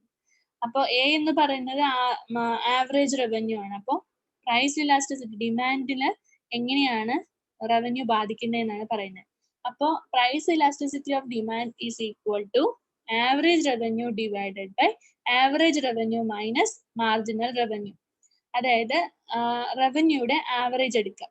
Average റവന്യൂയിൽ നിന്നും മാർജിനൽ റവന്യൂ പറഞ്ഞാൽ മാർക്കറ്റിൽ നമ്മൾ സാധാരണ കൊടുക്കുന്ന റവന്യൂ എത്രയാണ്, ആവറേജ് റവന്യൂയിൽ നിന്നും മാർജിനൽ റവന്യൂ മൈനസ് ചെയ്തിട്ട് ആവറേജ് റവന്യൂ കൊണ്ട് ഡിവൈഡ് ചെയ്യണം. Means average revenue divided by average revenue minus marginal revenue. ഇത് ചെയ്ത് കഴിഞ്ഞാൽ നമുക്ക് price elasticity of demand in terms of revenue കിട്ടും. അപ്പൊ നിങ്ങൾ ചോദിക്കും, ഇതിനു മുമ്പ് ഒരുപാട് ഇക്വേഷൻസ് പഠിച്ചല്ലോ, അപ്പൊ ഇതുമായിട്ട് എന്താ നമുക്ക് ഡിഫറൻസ്? ഇതിൽ പറയുന്നത് ഒരു കമോഡിറ്റിയുടെ റവന്യൂവിന്റെ വാല്യൂവിനനുസരിച്ചിട്ട് ആ കമോഡിറ്റിയുടെ പ്രൈസ് ഇലാസ്റ്റിസിറ്റിക്ക് എന്ത് സംഭവിക്കും എന്നുള്ളതാണ്. അപ്പൊ നമുക്ക് റവന്യൂ കൂടിയാൽ ഇലാസ്റ്റിസിറ്റി കൂടും, റവന്യൂ കുറഞ്ഞാൽ ഇലാസ്റ്റിസിറ്റി കുറയും. അതാണ് നമ്മൾ മനസ്സിലാക്കേണ്ടത്. ഇക്വേഷൻസ് പഠിച്ചിരിക്കുക. ഓക്കെ, നെക്സ്റ്റ് യൂണിറ്റിലേക്ക് കടക്കുകയാണ്. Unit 2 supply analysis. ഞാൻ പറഞ്ഞു ഇതിൽ നമ്മൾ കൂടുതലായിട്ടും പഠിക്കുന്നത് ഡിമാൻഡ് എന്താണ്, സപ്ലൈ ചെയിൻ മാനേജ്മെന്റ് എന്താണ്, കസ്റ്റമർ റിലേഷൻസ് എന്താണ്. ഇത് ക്വാളിറ്റേറ്റീവ് അനാലിസിസ് ആണ്. ഇതിന്റെ ക്വാളിറ്റേറ്റീവ് അനാലിസിസ് നമ്മൾ നോക്കും, ക്വാണ്ടിറ്റേറ്റീവ് അനാലിസിസ് നോക്കും. അപ്പൊ നമ്മളിപ്പോ ഡിമാൻഡ് പറഞ്ഞു, ഇനി സപ്ലൈ അനാലിസിസിലേക്കാണ് കിടക്കുന്നത്. അപ്പോൾ എന്താണ് സപ്ലൈ? സപ്ലൈ എന്ന് പറയുന്നത് ഒരു ഇമേജ് ഓഫ് ഡിമാൻഡ് ആണ്. ഡിമാൻഡിന്റെ ഇമേജ് എന്താണ് എന്ന് അറിയണമെങ്കിൽ നമ്മൾ സപ്ലൈ ചെയ്യണം. അപ്പോൾ നമ്മൾ പറയുന്നു നമ്മുടെ പ്രൊഡക്റ്റ് വളരെ ഡിസയർ ആണ്, എല്ലാവർക്കും ഇല്ലാത്ത ഒരുപാട് ക്യാപ്പബിലിറ്റീസ് ഉണ്ട്, ഒരുപാട് നല്ല കാര്യങ്ങൾ നമ്മുടെ കമോഡിറ്റിക്ക് ഉണ്ട്, അത് നമ്മൾ പറയുന്നു. അത് നമുക്ക് എപ്പോഴാണ് ബോധ്യമാവുന്നത്? അത് സപ്ലൈ ചെയ്ത് കസ്റ്റമർ അത് വാങ്ങിച്ച് അത് ഉപയോഗിച്ചിട്ടാണ്. കസ്റ്റമർ ആണ് ഡിമാൻഡും കസ്റ്റമർ ആണ് സപ്ലൈ നടത്തുന്നത്. ക്ലിയർ? അപ്പൊ നമ്മളാണ് സപ്ലൈക്ക് കൊടുത്തതിന് ശേഷം നമുക്ക് കിട്ടുന്ന ഒരു ഇമേജ് ആണ്, ഇമേജ് ഓഫ് ദ ഡിമാൻഡിനെയാണ് നമ്മൾ എന്ത് പറയാ, സപ്ലൈ എന്ന് പറയാം. ഓക്കെ, ഇനി അത് നമുക്കൊരു ടേംസിൽ അങ്ങനെ പറയാം. അതല്ലെങ്കിൽ നമുക്ക് പറയാം supply of the factors of production or inputs to market mirrors the other individuals. ഒരു ഇൻഡിവിജ്വലിന്റെ മാർക്കറ്റ് എഫക്റ്റിനെ നമുക്ക് എന്ത് പറയാം, സപ്ലൈ. ഇത് നോക്കാം. ഗുഡ്സ്, മാർക്കറ്റിൽ അവൈലബിൾ ആയിട്ടുള്ള ഗുഡ്സ് അതെങ്ങനെയൊക്കെയാണ് വരുന്നത്? ഹൗസ് ഹോൾഡ് കൺസംഷനിലുള്ള ഗുഡ്സ് ആയിരിക്കാം, അല്ലെങ്കിൽ എങ്ങനെ ഹൗസ് ഹോൾഡ് ഒരു ഗുഡ്സ് മാർക്കറ്റിൽ അവൈലബിൾ ആണെന്ന് പറഞ്ഞു കഴിഞ്ഞാൽ അത് ഏതിനൊക്കെ വരാം? ഒരു ഫേം കൊണ്ടുവന്ന് വെക്കാം, അല്ലെങ്കിൽ ഒരു ഹൗസ് ഹോൾഡ് കൺസംഷൻ നമ്മുടെ ഹൗസിൽ നിന്ന്. ഇപ്പൊ നമ്മൾ അതിന് എക്സാമ്പിൾ വെജിറ്റബിൾസ് ഒക്കെ വീടുകളിൽ ഉണ്ടാക്കുന്ന വെജിറ്റബിൾസ് വന്നിട്ട് മാർക്കറ്റിൽ എത്താം, അല്ലെങ്കിൽ ഒരു ഫേം അല്ലെങ്കിൽ പ്രൊഡക്ഷൻ ഫേം, ഒരു പ്രൊഡക്ഷൻ വിങ് മാർക്കറ്റിൽ കൊണ്ടുവന്ന് വെക്കാം. അങ്ങനെ രണ്ട് രീതിയിൽ നമുക്ക് എന്ത് വരും? മാർക്കറ്റിൽ അവൈലബിൾ ആയിട്ടുള്ള ഗുഡ്സ് വരും. അപ്പൊ നമ്മൾ ഹൗസ് ഹോൾഡ് എന്ന് കൊടുക്കുന്നതും ഫേം എന്ന് കൊടുക്കുന്നതിന് നമ്മൾ സപ്ലൈ ഓഫ് പ്രൊഡ്യൂസ്ഡ് ഗുഡ്സ് എന്ന് പറയും. ഈ സപ്ലൈ ഓഫ് പ്രൊഡ്യൂസ്ഡ് ഗുഡ്സ് ഏതിനെ ബാധിച്ചിട്ടാണ് ഉണ്ടാവുക? ഡിമാൻഡ്. അതായത് ഈ ഗുഡ്സിന് മാർക്കറ്റിൽ ഡിമാൻഡ് ഉണ്ടെങ്കിൽ മാത്രമേ ഈ സപ്ലൈ നടക്കുള്ളൂ. ഓക്കെ, മാർക്കറ്റിൽ ഡിമാൻഡ് ഇല്ലെങ്കിൽ ഹൗസ് ഹോൾഡിലെ സാധനമോ ഇൻഡസ്ട്രിയിലെ സാധനമോ വിൽക്കില്ല. ഇനി ആ വിറ്റ സാധനം വേറൊരു രീതിയിലും കൂടി ഇവർ വിൽക്കാം. ഫാക്ടേഴ്സ് ഓഫ് മാർക്കറ്റ് അല്ലെങ്കിൽ ഫാക്ടറീസ്, സപ്ലൈ ഹൗസ് ഹോൾഡിൽ നിന്നും വേറൊരു രീതിയിൽ ഫാക്ടേഴ്സ് ഓഫ് മാർക്കറ്റ്സ് ആയിട്ടും അത് വിൽക്കാം. അപ്പൊ എങ്ങനെയാണ് ഈ സാധനം വിൽക്കുന്നതെന്ന് ചോദിച്ചു കഴിഞ്ഞാൽ മാർക്കറ്റിലെ ഡിമാൻഡിനനുസരിച്ചിട്ടാണ് സപ്ലൈ നടക്കുന്നത്. അല്ലെങ്കിൽ ഏറ്റവും വലിയ ഡിപ്പെൻഡൻസി ഏതിലാണ് ഉണ്ടാവുക? ഡിമാൻഡിലാണ് ഉണ്ടാവുക. ഇനി ഡിറ്റർമിനൻസ് ഓഫ് സപ്ലൈ അല്ലെങ്കിൽ ലോ ഓഫ് സപ്ലൈ ആണ് പറയുന്നത്. ഇത് വളരെ ഇമ്പോർട്ടന്റ് ആണ്. ക്വാണ്ടിറ്റി സപ്ലൈ, അപ്പൊ ഇത് മാർക്ക് ചെയ്ത് വെക്കാം. More of a good will be supplied, the higher its price. The other constant or less of the good will be supplied at the lower price. These things remaining constant. അതായത് നമ്മള് law of സപ്ലൈയിൽ പറയുന്നത് good വളരെയധികം highest പ്രൈസിൽ വിൽക്കും എന്ന് വിചാരിക്കാം. ബാക്കി എല്ലാ തിങ്ങിനെയും കോൺസ്റ്റന്റ് ആക്കി വെച്ച് കഴിഞ്ഞാൽ ഗുഡ് വിൽക്കുന്ന പ്രൈസ് അതുപോലെ ക്വാണ്ടിറ്റിയും ഈക്വലി ഡയറക്ട്ലി പ്രൊപ്പോർഷണൽ ആണെന്നാണ് പറയുന്നത്. അപ്പൊ ഡിമാൻഡിൽ അത് ഇൻവേഴ്സ്ലി പ്രൊപ്പോർഷണൽ ആണ്. പക്ഷെ സപ്ലൈയിൽ എന്താണ്?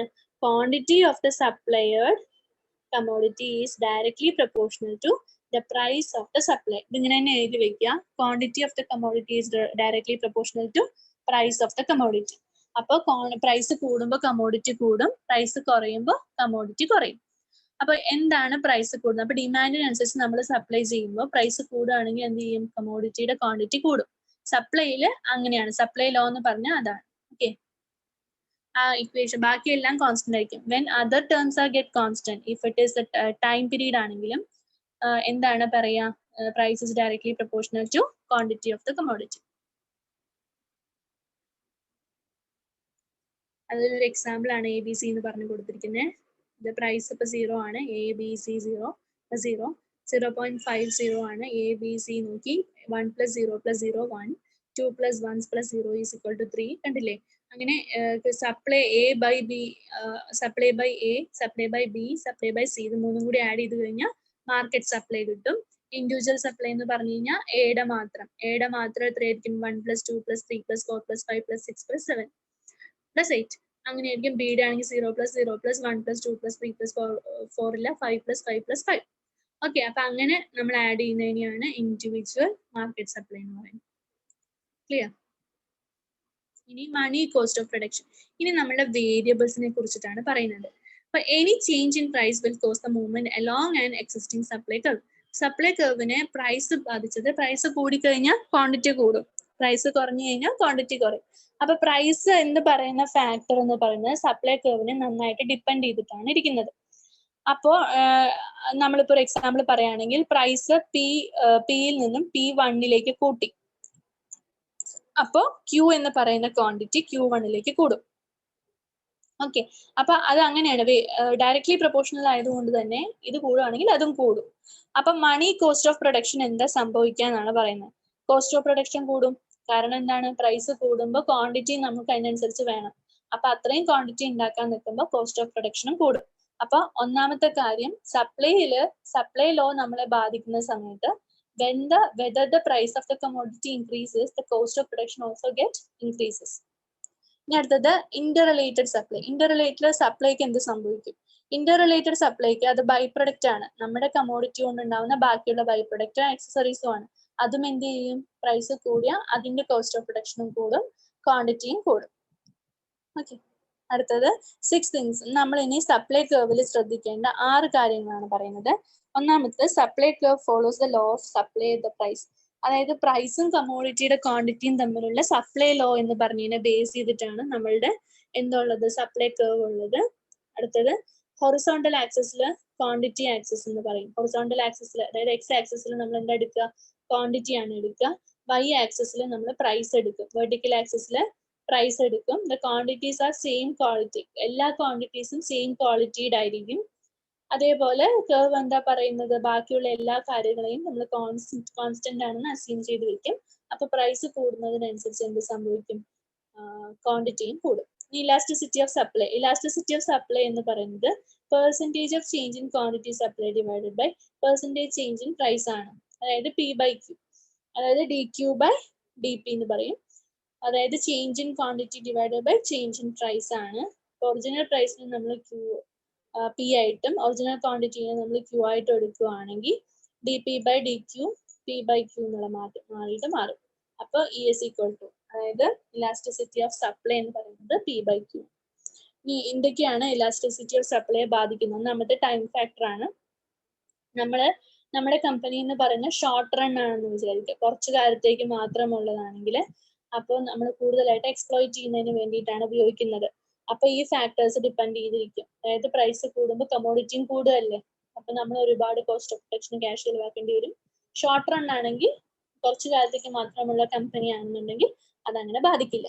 അടുത്തത്, എബിലിറ്റി ടു സ്റ്റോർ. ഈ പ്രൊഡക്റ്റ് സ്റ്റോർ ചെയ്യേണ്ടി വരും. അതായത് ക്വാണ്ടിറ്റി, പ്രൈസ് കൂടുന്നതിനനുസരിച്ച് ക്വാണ്ടിറ്റിയും കൂടിക്കൊണ്ടിരിക്കുകയാണ്. അപ്പൊ നമ്മളത് എവിടെയാണ് സ്റ്റോർ ചെയ്യുന്നതെന്ന് നമ്മൾ നോക്കി വെക്കണം. അടുത്തത്, ബാരിയേഴ്സ് ടു എൻട്രി. ഇൻഡസ്ട്രിയിലേക്ക് അല്ലെങ്കിൽ മാർക്കറ്റിലേക്ക് ഇറങ്ങുന്നതിന് വേണ്ടിയിട്ട് ഒരുപാട് ബാരിയേഴ്സ് ഉണ്ടാവും. അത് നമ്മൾ നോക്കണം. അത്രേ ഉള്ളൂ. Next lesson, production function. എന്താണ് പ്രൊഡക്ഷൻ ഫംഗ്ഷൻ? പ്രൊഡക്ഷൻ എന്ന് പറഞ്ഞാൽ നിങ്ങൾക്ക് അറിയാലോ എന്താണ്?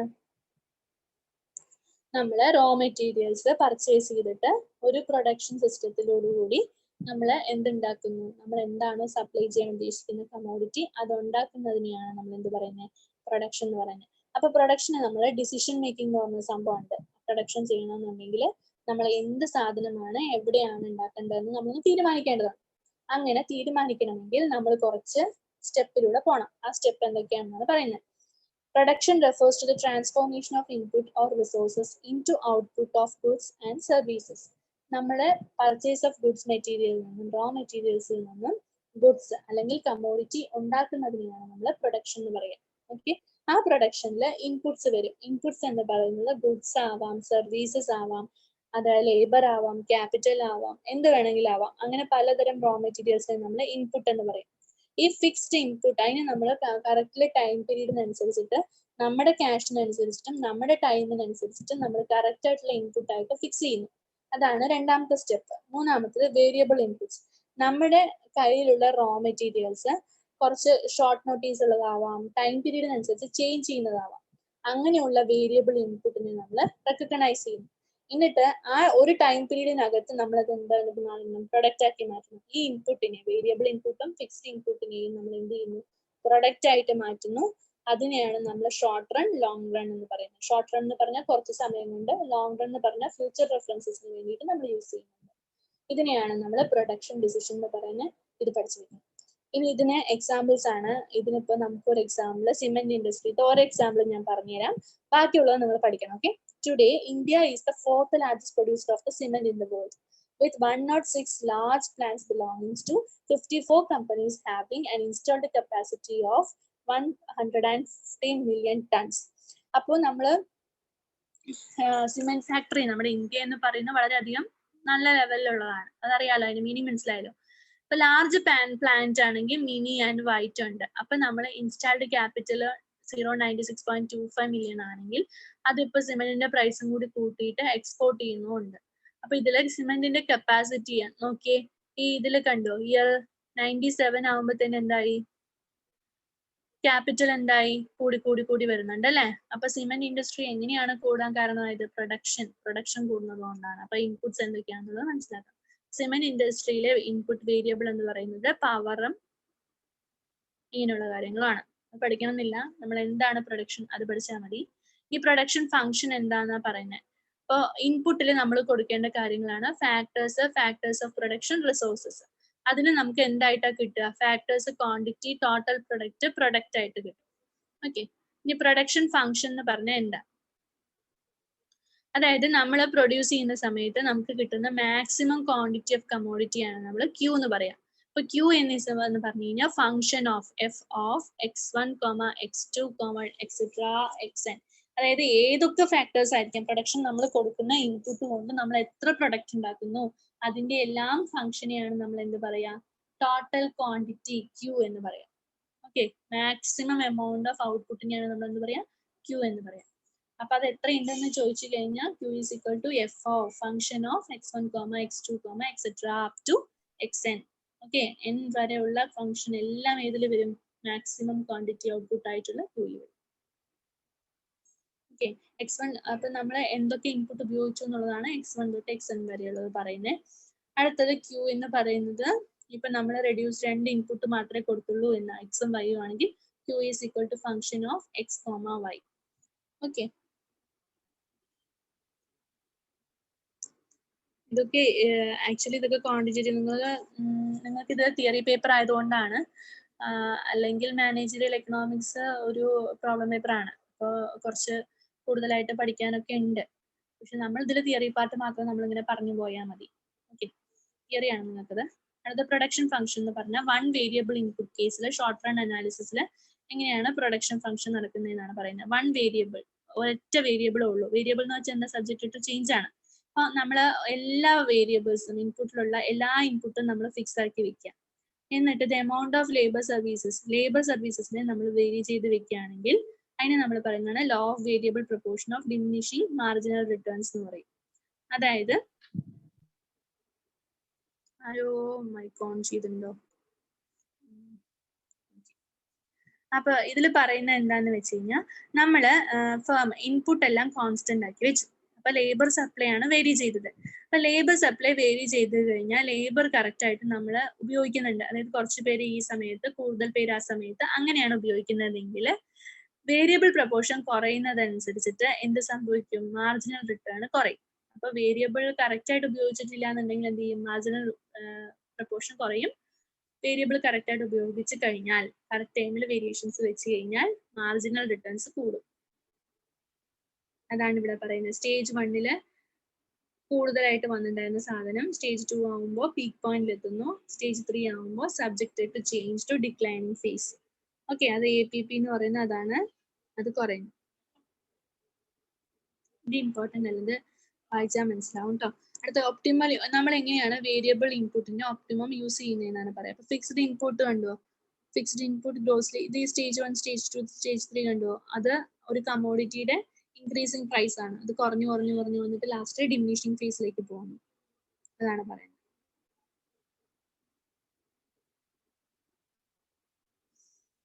ഇനി ഇതില് ഐസോകോൺസ് ഇമ്പോർട്ടൻ്റ്. അപ്പൊ ഇനി നമ്മൾ the production function with 2 variable inputs, long run പ്രൊഡക്ഷന്റെ 2 വേരിയബിൾ ഇൻപുട്ട് ഉള്ള കാര്യമാണ് ഇനി പറയുന്നത്.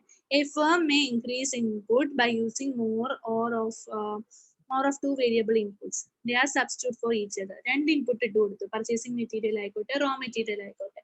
അതെന്ന് പറയുന്നത് രണ്ടും സബ്സ്റ്റിറ്റ്യൂട്ട് ആണ്. ഇപ്പൊ എക്സിന് പകരം വൈ ഉപയോഗിക്കാം, വൈക്ക് പകരം എക്സും ഉപയോഗിക്കാം. അങ്ങനെയുള്ള സാധനം നമ്മൾ ഇട്ട് കൊടുത്തു.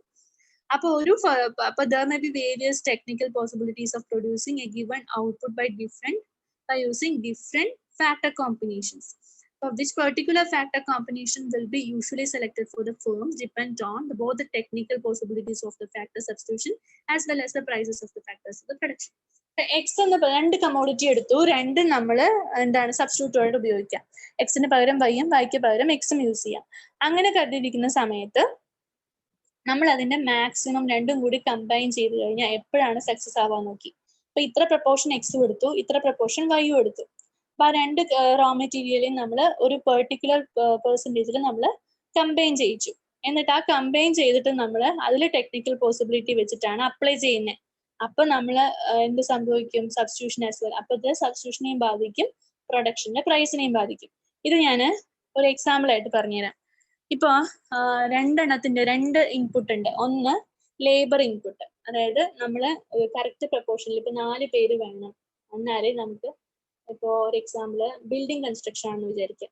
അപ്പൊ സിമെന്റ് ഒന്നാമത്തെ ഇൻപുട്ട് ആണ്. സിമെന്റ് ഇട്ടിട്ടുണ്ടെങ്കിലല്ലേ അതൊന്നും അറിയുള്ളൂ, അതുണ്ടാവുള്ളൂ. അപ്പൊ സിമെന്റും കല്ലും ആണെന്ന് വിചാരിക്കാം, അല്ലെങ്കിൽ സിമെന്റും ലേബറും ആണെന്ന് വിചാരിക്കാം. അപ്പൊ സിമെന്റും ലേബറും വിചാരിക്കാം.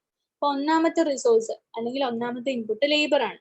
അപ്പൊ 4 പേരുണ്ടെങ്കിൽ സിമെന്റ് കുഴയ്ക്കാൻ പറ്റുള്ളൂ എന്ന് വിചാരിക്കാം. അപ്പൊ നമ്മൾ കൊടുത്ത പ്രപ്പോർഷൻ 4 പേര്. ഓക്കെ, അപ്പൊ സിമെന്റിന് ഒരു പ്രപ്പോർഷൻ ഉണ്ട്. സിമെന്റ് ഇപ്പൊ ഒരു 5 ചട്ടിയാണ്. അപ്പൊ 4 പേരെ കൊണ്ട് 5 ചട്ടിയെ പറ്റുള്ളൂ എന്ന് വിചാരിക്കാം. അപ്പൊ 4 പേര് 5 ചട്ടി സിമെന്റ്. അപ്പൊ അതൊരു കോമ്പിനേഷൻ ആണ്. ആ കോമ്പിനേഷൻ ആണ് നമ്മൾ അപ്ലൈ ചെയ്യുന്നത്. അത് എപ്പോഴത്തേനും അപ്ലൈ ചെയ്യുന്നത്, ലോങ് റൺ ആയിട്ടാണ് അപ്ലൈ ചെയ്യുന്നത്. അപ്പൊ അങ്ങനെ ലോങ് റണ്ണിൽ അപ്ലൈ ചെയ്യുമ്പോൾ ഈ 5 പേർക്ക് കൂലി കൊടുക്കണം, സിമെന്റും കൊടുക്കണം. ഒരു ഫിക്സ്ഡ് പ്രൈസിൽ കൊടുക്കാൻ പറ്റുമോ? പറ്റില്ല. കൊല്ലം സിമെന്റിന് വില കൂടും, എംപ്ലോയീസിന് ക്യാഷ് കൂടും. അപ്പൊ പ്രൈസ് എന്ത് ചെയ്യും? കൂടി വരും. പക്ഷെ കോമ്പിനേഷൻ എന്താ സംഭവിക്കുന്നത്? സ്റ്റേബിൾ ആണ്. ഇതാണ് അതിൽ പറയുന്നത്. ഓക്കെ, ഇനി അടുത്തത്. അപ്പൊ അതിന് ഡിഫറെന്റ് ടൈപ്സ് ഉണ്ട്. അതിന് ആ കോമ്പിനേഷന് ഒരുപാട് ടൈപ്പ് ഉണ്ട്. അതിനെയാണ് ഒന്നാമത്തെയാണ് ഐസോകോണ്ട് എന്ന് പറയുന്നത്. ഐസോകോണ്ട് എന്ന് പറഞ്ഞു കഴിഞ്ഞാൽ geometric representation of production function. Production ഫംഗ്ഷന്റെ ജോമെട്രിക്കൽ റെപ്രസെന്റേഷനെയാണ് നമ്മൾ ഐസോകോണ്ട് എന്ന് പറയുന്നത്. Same level of output can be produced by various combination of factor input. ഇൻപുട്ടിന്റെ പലതരത്തിലുള്ള കോമ്പിനേഷൻ. ഇപ്പൊ ഞാൻ പറഞ്ഞ ഈ 2 കോമ്പിനേഷൻ ആണെങ്കിൽ 4 ആള് 5 ചട്ടി സിമെന്റ് എന്ന് വിചാരിക്കുക, അതൊരു കോമ്പിനേഷൻ. 5 ആള് 2 ചട്ടി സിമെന്റ്, അത് രണ്ടാമത്തെ കോമ്പിനേഷൻ. അപ്പൊ നമ്മുടെ എഫേർട്ടിനനുസരിച്ചിട്ട് അല്ലെങ്കിൽ നമ്മുടെ തിങ്കിങ് പവറിനനുസരിച്ചിട്ട് ഓരോരോ കോമ്പിനേഷൻസ് ഉണ്ടാക്കുന്നു.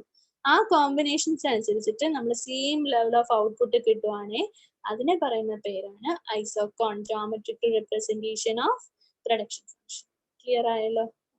ഇനി ഏതൊക്കെ ടൈപ്പ് ഐസോകോണ്ട് ഉണ്ട്? ലീനിയർ ഐസോകോണ്ട് ഉണ്ട്, ഇൻപുട്ട് ഔട്ട്പുട്ട് ഐസോകോണ്ട് ഉണ്ട്, കെൻകിറ്റ് ഐസോകോണ്ട് ഉണ്ട്, സ്മൂത്ത് കോൺകേവ് ഐസോകോണ്ട് ഉണ്ട്.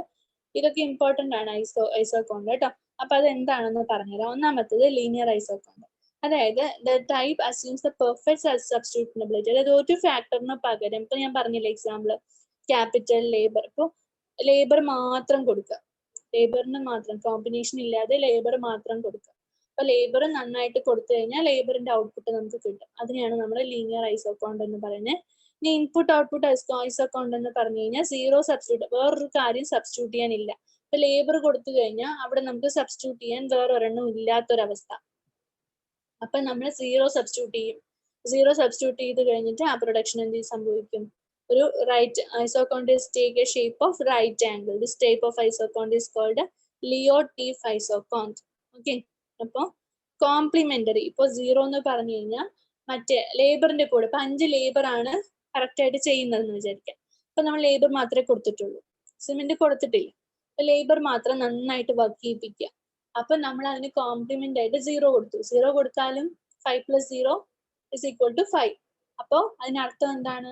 ഈ 5 വർക്കേഴ്സിന്റെ എഫിഷ്യൻസി കൂട്ടുക എന്നുള്ളതാണ്. അതാണ് ഇൻപുട്ട് ഔട്ട്പുട്ട് ഐസോകോൺ. ഇൻപുട്ട് കൊടുത്തതും 5 പേര്, ഔട്ട്പുട്ട് ആയിട്ട് വരുന്നതും ഈ 5 പേരുടെ എഫേർട്ട് ആണ്. അതാണ് ഇൻപുട്ട് ഔട്ട്പുട്ട് ഐസോകോൺ. അടുത്ത കിൻകിഡ് ഐസോകോൺ. കിൻകിഡ് ഐസോകോൺ എന്ന് പറഞ്ഞാൽ കെയും എല്ലും ഉണ്ട്, സബ്സ്റ്റിറ്റ്യൂട്ടബിലിറ്റി. കെക്ക് പകരം എല്ലും ഉപയോഗിക്കാം. അങ്ങനെ വരുന്നതിനാണ് നമ്മൾ kinked isoquant. Smooth convex isoquant. Smooth convex isoquant എന്ന് പറഞ്ഞു കഴിഞ്ഞാൽ this forms assumes continuous substitutability. കെയും എല്ലും തമ്മിൽ നമ്മൾ ഏത് റേഞ്ചിൽ വെച്ചിട്ട് വേണമെങ്കിലും മാറ്റാം. ഇപ്പൊ കെയും എല്ലും, ഇപ്പൊ ലേബർ ആദ്യം 3 പേരെയാണ് നമ്മൾ ഇൻട്രൊഡ്യൂസ് ചെയ്തത്. അവരൊരു 7 ദിവസം നന്നായി വർക്ക് ചെയ്യും. അപ്പൊ നമ്മൾ ഈ 3 പേർക്ക് മാറ്റിയിട്ട് 2 പേരെ വെച്ചു. ഈ 2 പേരും 7 ദിവസം 3 പേരുടെ ജോലി ചെയ്യും. അപ്പൊ നമുക്ക് ഏത് ലെവലിൽ വേണമെങ്കിലും ഈ 3 ആളെ മാറ്റിയിട്ട് 2 പേരെ കയറ്റാം. അങ്ങനെ വരുന്നതിനെയാണ് നമ്മൾ സ്മൂത്ത് എന്ന് പറയുന്നത്. സ്മൂത്ത് ഐസോകോൺ, കോൺവെക്സ് ഐസോകോൺ നമുക്ക്. ഇനി ഐസോകോണിന്റെ characteristics. And isoquant slopes downward. അതായത് എപ്പോഴും ഐസോകോണിന്റെ സ്ലോപ്പ് റൈറ്റിലേക്ക് ആയിരിക്കും എപ്പോഴും ചെരിഞ്ഞു വരിക. അതേപോലെ ഐസോകോൺ എന്ന് പറയുന്നത് കോൺവെക്സ് എന്നുള്ള രീതിയിലായിരിക്കും ഉണ്ടാവുക. ഐസോകോൺ എന്ന് പറയുന്നത് സ്മൂത്ത് ആണ്, അത് എപ്പോഴും കണ്ടിന്യൂസ് ആണ്, not tending to stop. Isoquant ഒരിക്കലും സ്റ്റോപ്പ് ആവില്ല. അത് മനസ്സിലാവുന്നുണ്ട്? ആ കേർവ് കണ്ട രണ്ടും കൂടി ഒരിക്കലും മുട്ടില്ല, പാരലൽ ആയിട്ട് പോയിക്കൊണ്ടേയിരിക്കും. 2 ഐസോകോൺസ് ഡു നോട്ട് ഇന്റർസെക്ട്. അതായത് 2 ഐസോകോൺ തമ്മിൽ ഒരിക്കലും ഇന്റർസെക്ട് ഇല്ല, മുട്ടില്ല എന്നാണ് ഞാൻ പറഞ്ഞത്. ഈ marginal rate of technical substitution, അതാണ് MRTS എന്ന് പറയുന്നത്. MRTS എന്ന് പറഞ്ഞു കഴിഞ്ഞാൽ rate at which one input must be substituted by another. ഒരു ഇൻപുട്ടിന്റെ ഏത് റേറ്റിലാണ് വേറൊരു ഇൻപുട്ട് സബ്സ്റ്റിറ്റ്യൂട്ട് ചെയ്യുന്നത്, ഈ ഇൻപുട്ടിനെ മാറ്റിയിട്ട് അടുത്ത ഇൻപുട്ട് എപ്പോഴാണ് ഇടുന്നത്, ആദ്യത്തെ ഇൻപുട്ടിന്റെ റേറ്റ് എവിടെ എത്തുമ്പോഴാണ്. ഇപ്പൊ ഞാൻ പറഞ്ഞില്ല, ആദ്യം 5 പേരെ കൊണ്ട് 7 ദിവസം ജോലി ചെയ്യിച്ചു. 5 പേര് നന്നായിട്ട് ജോലി ചെയ്യുന്നുണ്ട്. അപ്പൊ ഒരു റേറ്റ് എത്തുമ്പോൾ അവരുടെ എഫിഷ്യൻസി കുറയുന്നതായിട്ട് തോന്നി. അപ്പൊ 2 പേരെ സബ്സ്റ്റിറ്റ്യൂട്ട് ചെയ്തു. 5 പേരെ മാറ്റിയിട്ട് 2 പേരെ സബ്സ്റ്റിറ്റ്യൂട്ട് ചെയ്തു. അപ്പൊ ആ 2 പേരും ഈ 5 പേർക്കുള്ള പണി ചെയ്യുന്നുണ്ട്. അപ്പൊ എവിടെ എത്തുമ്പോഴാണ് നമ്മൾ അവരെ സബ്സ്റ്റിറ്റ്യൂട്ട് ചെയ്യുന്നത്? ഒരു റേറ്റ് ഓഫ് ചേഞ്ചിന്റെ കുറവ് ഉണ്ടാവുമ്പോഴാണ്. അപ്പൊ ആ റേറ്റ് എവിടെയാണ് കുറയുന്നത് എന്ന് നോക്കുന്നതിനെയാണ് നമ്മൾ marginal rate of technical substitution എന്ന് പറയുന്നത്. ഞാൻ ഇവിടെ വെച്ച് നിർത്തുകയാണ്. ഇനി കുറച്ചുകൂടി ശ്രദ്ധിക്കാനും, നന്നായിട്ട് ശ്രദ്ധിച്ചാലേ നിങ്ങൾക്കത് മനസ്സിലാവുള്ളൂ. എനിക്കൊന്നും മനസ്സിലാവില്ല. ഇനി ഇവിടെ നിന്ന് അങ്ങോട്ടുള്ളത് കുറച്ചുകൂടി കെയർ ചെയ്യേണ്ടതാണ്. അപ്പൊ ഞാനത് ഫ്രഷ് ആയിട്ട് നെക്സ്റ്റ് ക്ലാസ്സിൽ എടുക്കാം. അപ്പോ ഡൗട്ട് സെക്ഷൻ ആണ്. ഡൗട്ട് ഉള്ളവർക്ക് ഹാൻഡ് റൈസ് ചെയ്യാം.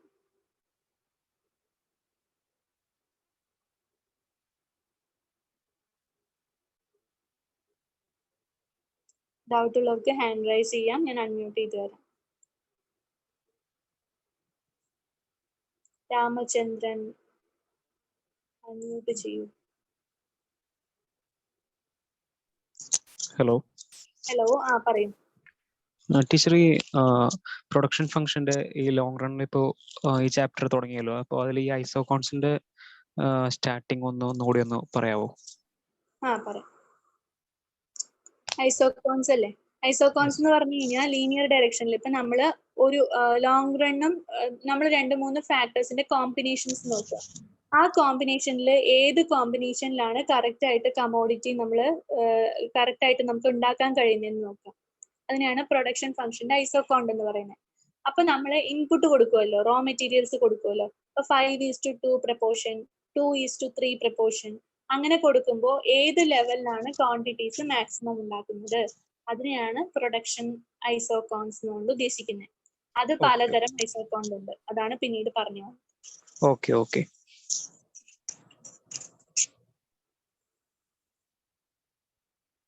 വേറെ ആർക്കെങ്കിലും ഡൗട്ട് ഉണ്ടോ?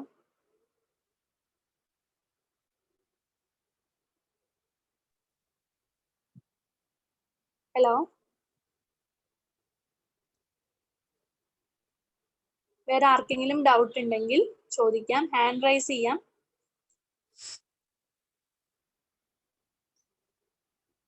ശില്പ അൺമ്യൂട്ട്. ഹലോ ഹലോ, പറയൂ. Ma'am, fourth chapter elasticity of demand lo ഒരു question ഉണ്ട്. How is the demand elasticity useful to a business manager? ആ ഡിമാൻഡ് ഫംഗ്ഷൻ എങ്ങനെയാണ് ബിസിനസ് മാനേജ്മെന്റിന് യൂസ്ഫുൾ ആവുന്നത് അതല്ലേ?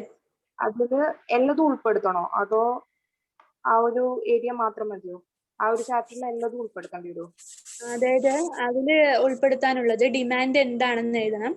ഡിമാൻഡ് നമ്മൾ പറഞ്ഞിട്ടുള്ള ആ ഡിമാൻഡ് കർവ് ഇല്ലേ, demand schedule, law of demand, ആ കാര്യങ്ങളൊക്കെ ഉൾപ്പെടുത്തിയിട്ട് അതിന്റെ അഡ്വാൻറ്റേജസ് വെച്ചിട്ട് എഴുതണം. അതൊരു എസ് എ ക്വസ്റ്റ്യൻ ആണ് എന്തായാലും. അപ്പൊ നിങ്ങൾക്ക് എസ് എ ക്വസ്റ്റ്യൻ ഉണ്ടാവുള്ളൂ. അപ്പൊ ഡിമാൻഡിനെ കുറിച്ച് കംപ്ലീറ്റ് ആയിട്ട് എഴുതിയാലേ മാർക്ക് തരുള്ളൂ.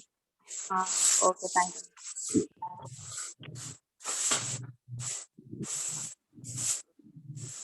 ഹലോ, അശ്വതി പ്രവീൺ അല്ലേ? Hello, doubt? ഓക്കെ.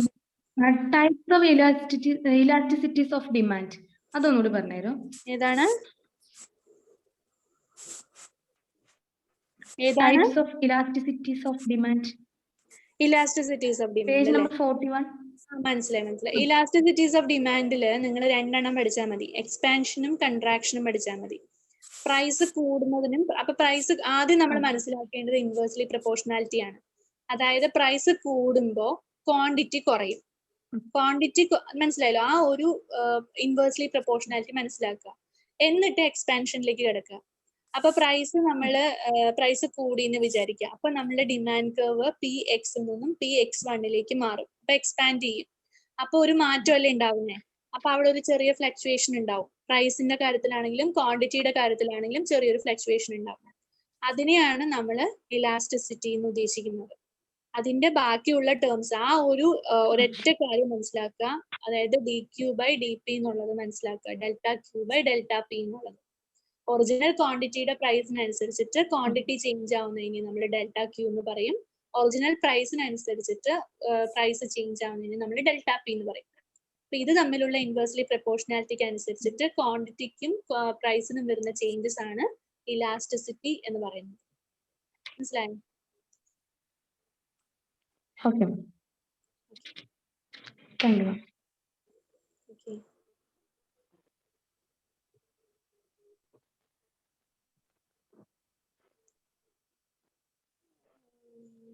വേറെ ആർക്കെങ്കിലും ഡൗട്ട് ഉണ്ടെങ്കിൽ ഹാൻഡ് റൈസ് ചെയ്യാം.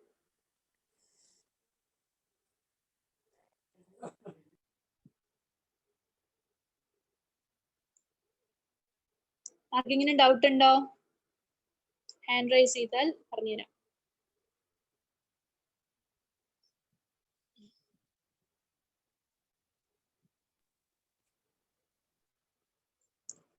ആർക്കും ഡൗട്ട് ഇല്ല എന്ന് വിചാരിക്കും.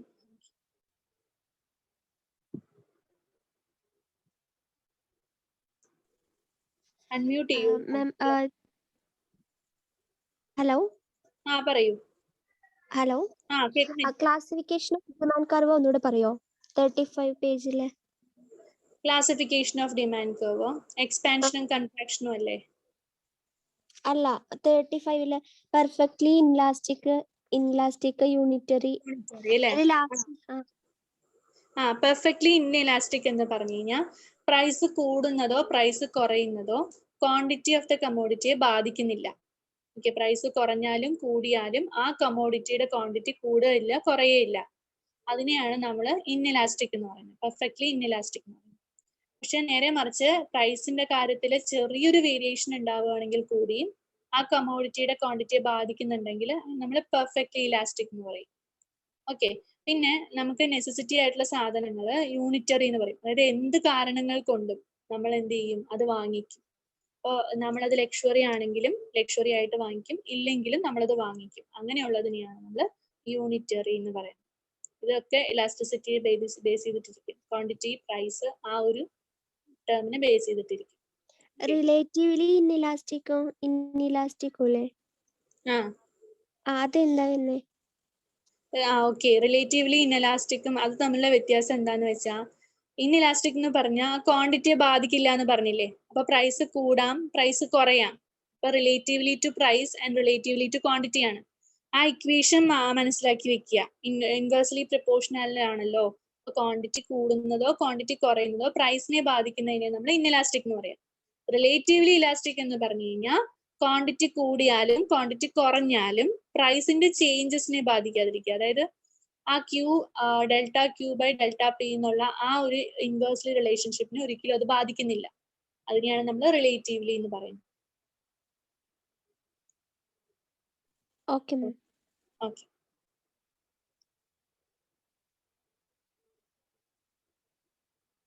വേറെ ആരെങ്കിലും ഉണ്ടോ?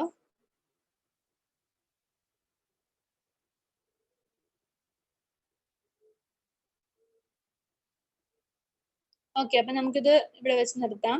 നാളെ 8:30 class, same time. Okay, I'm leaving the room. By.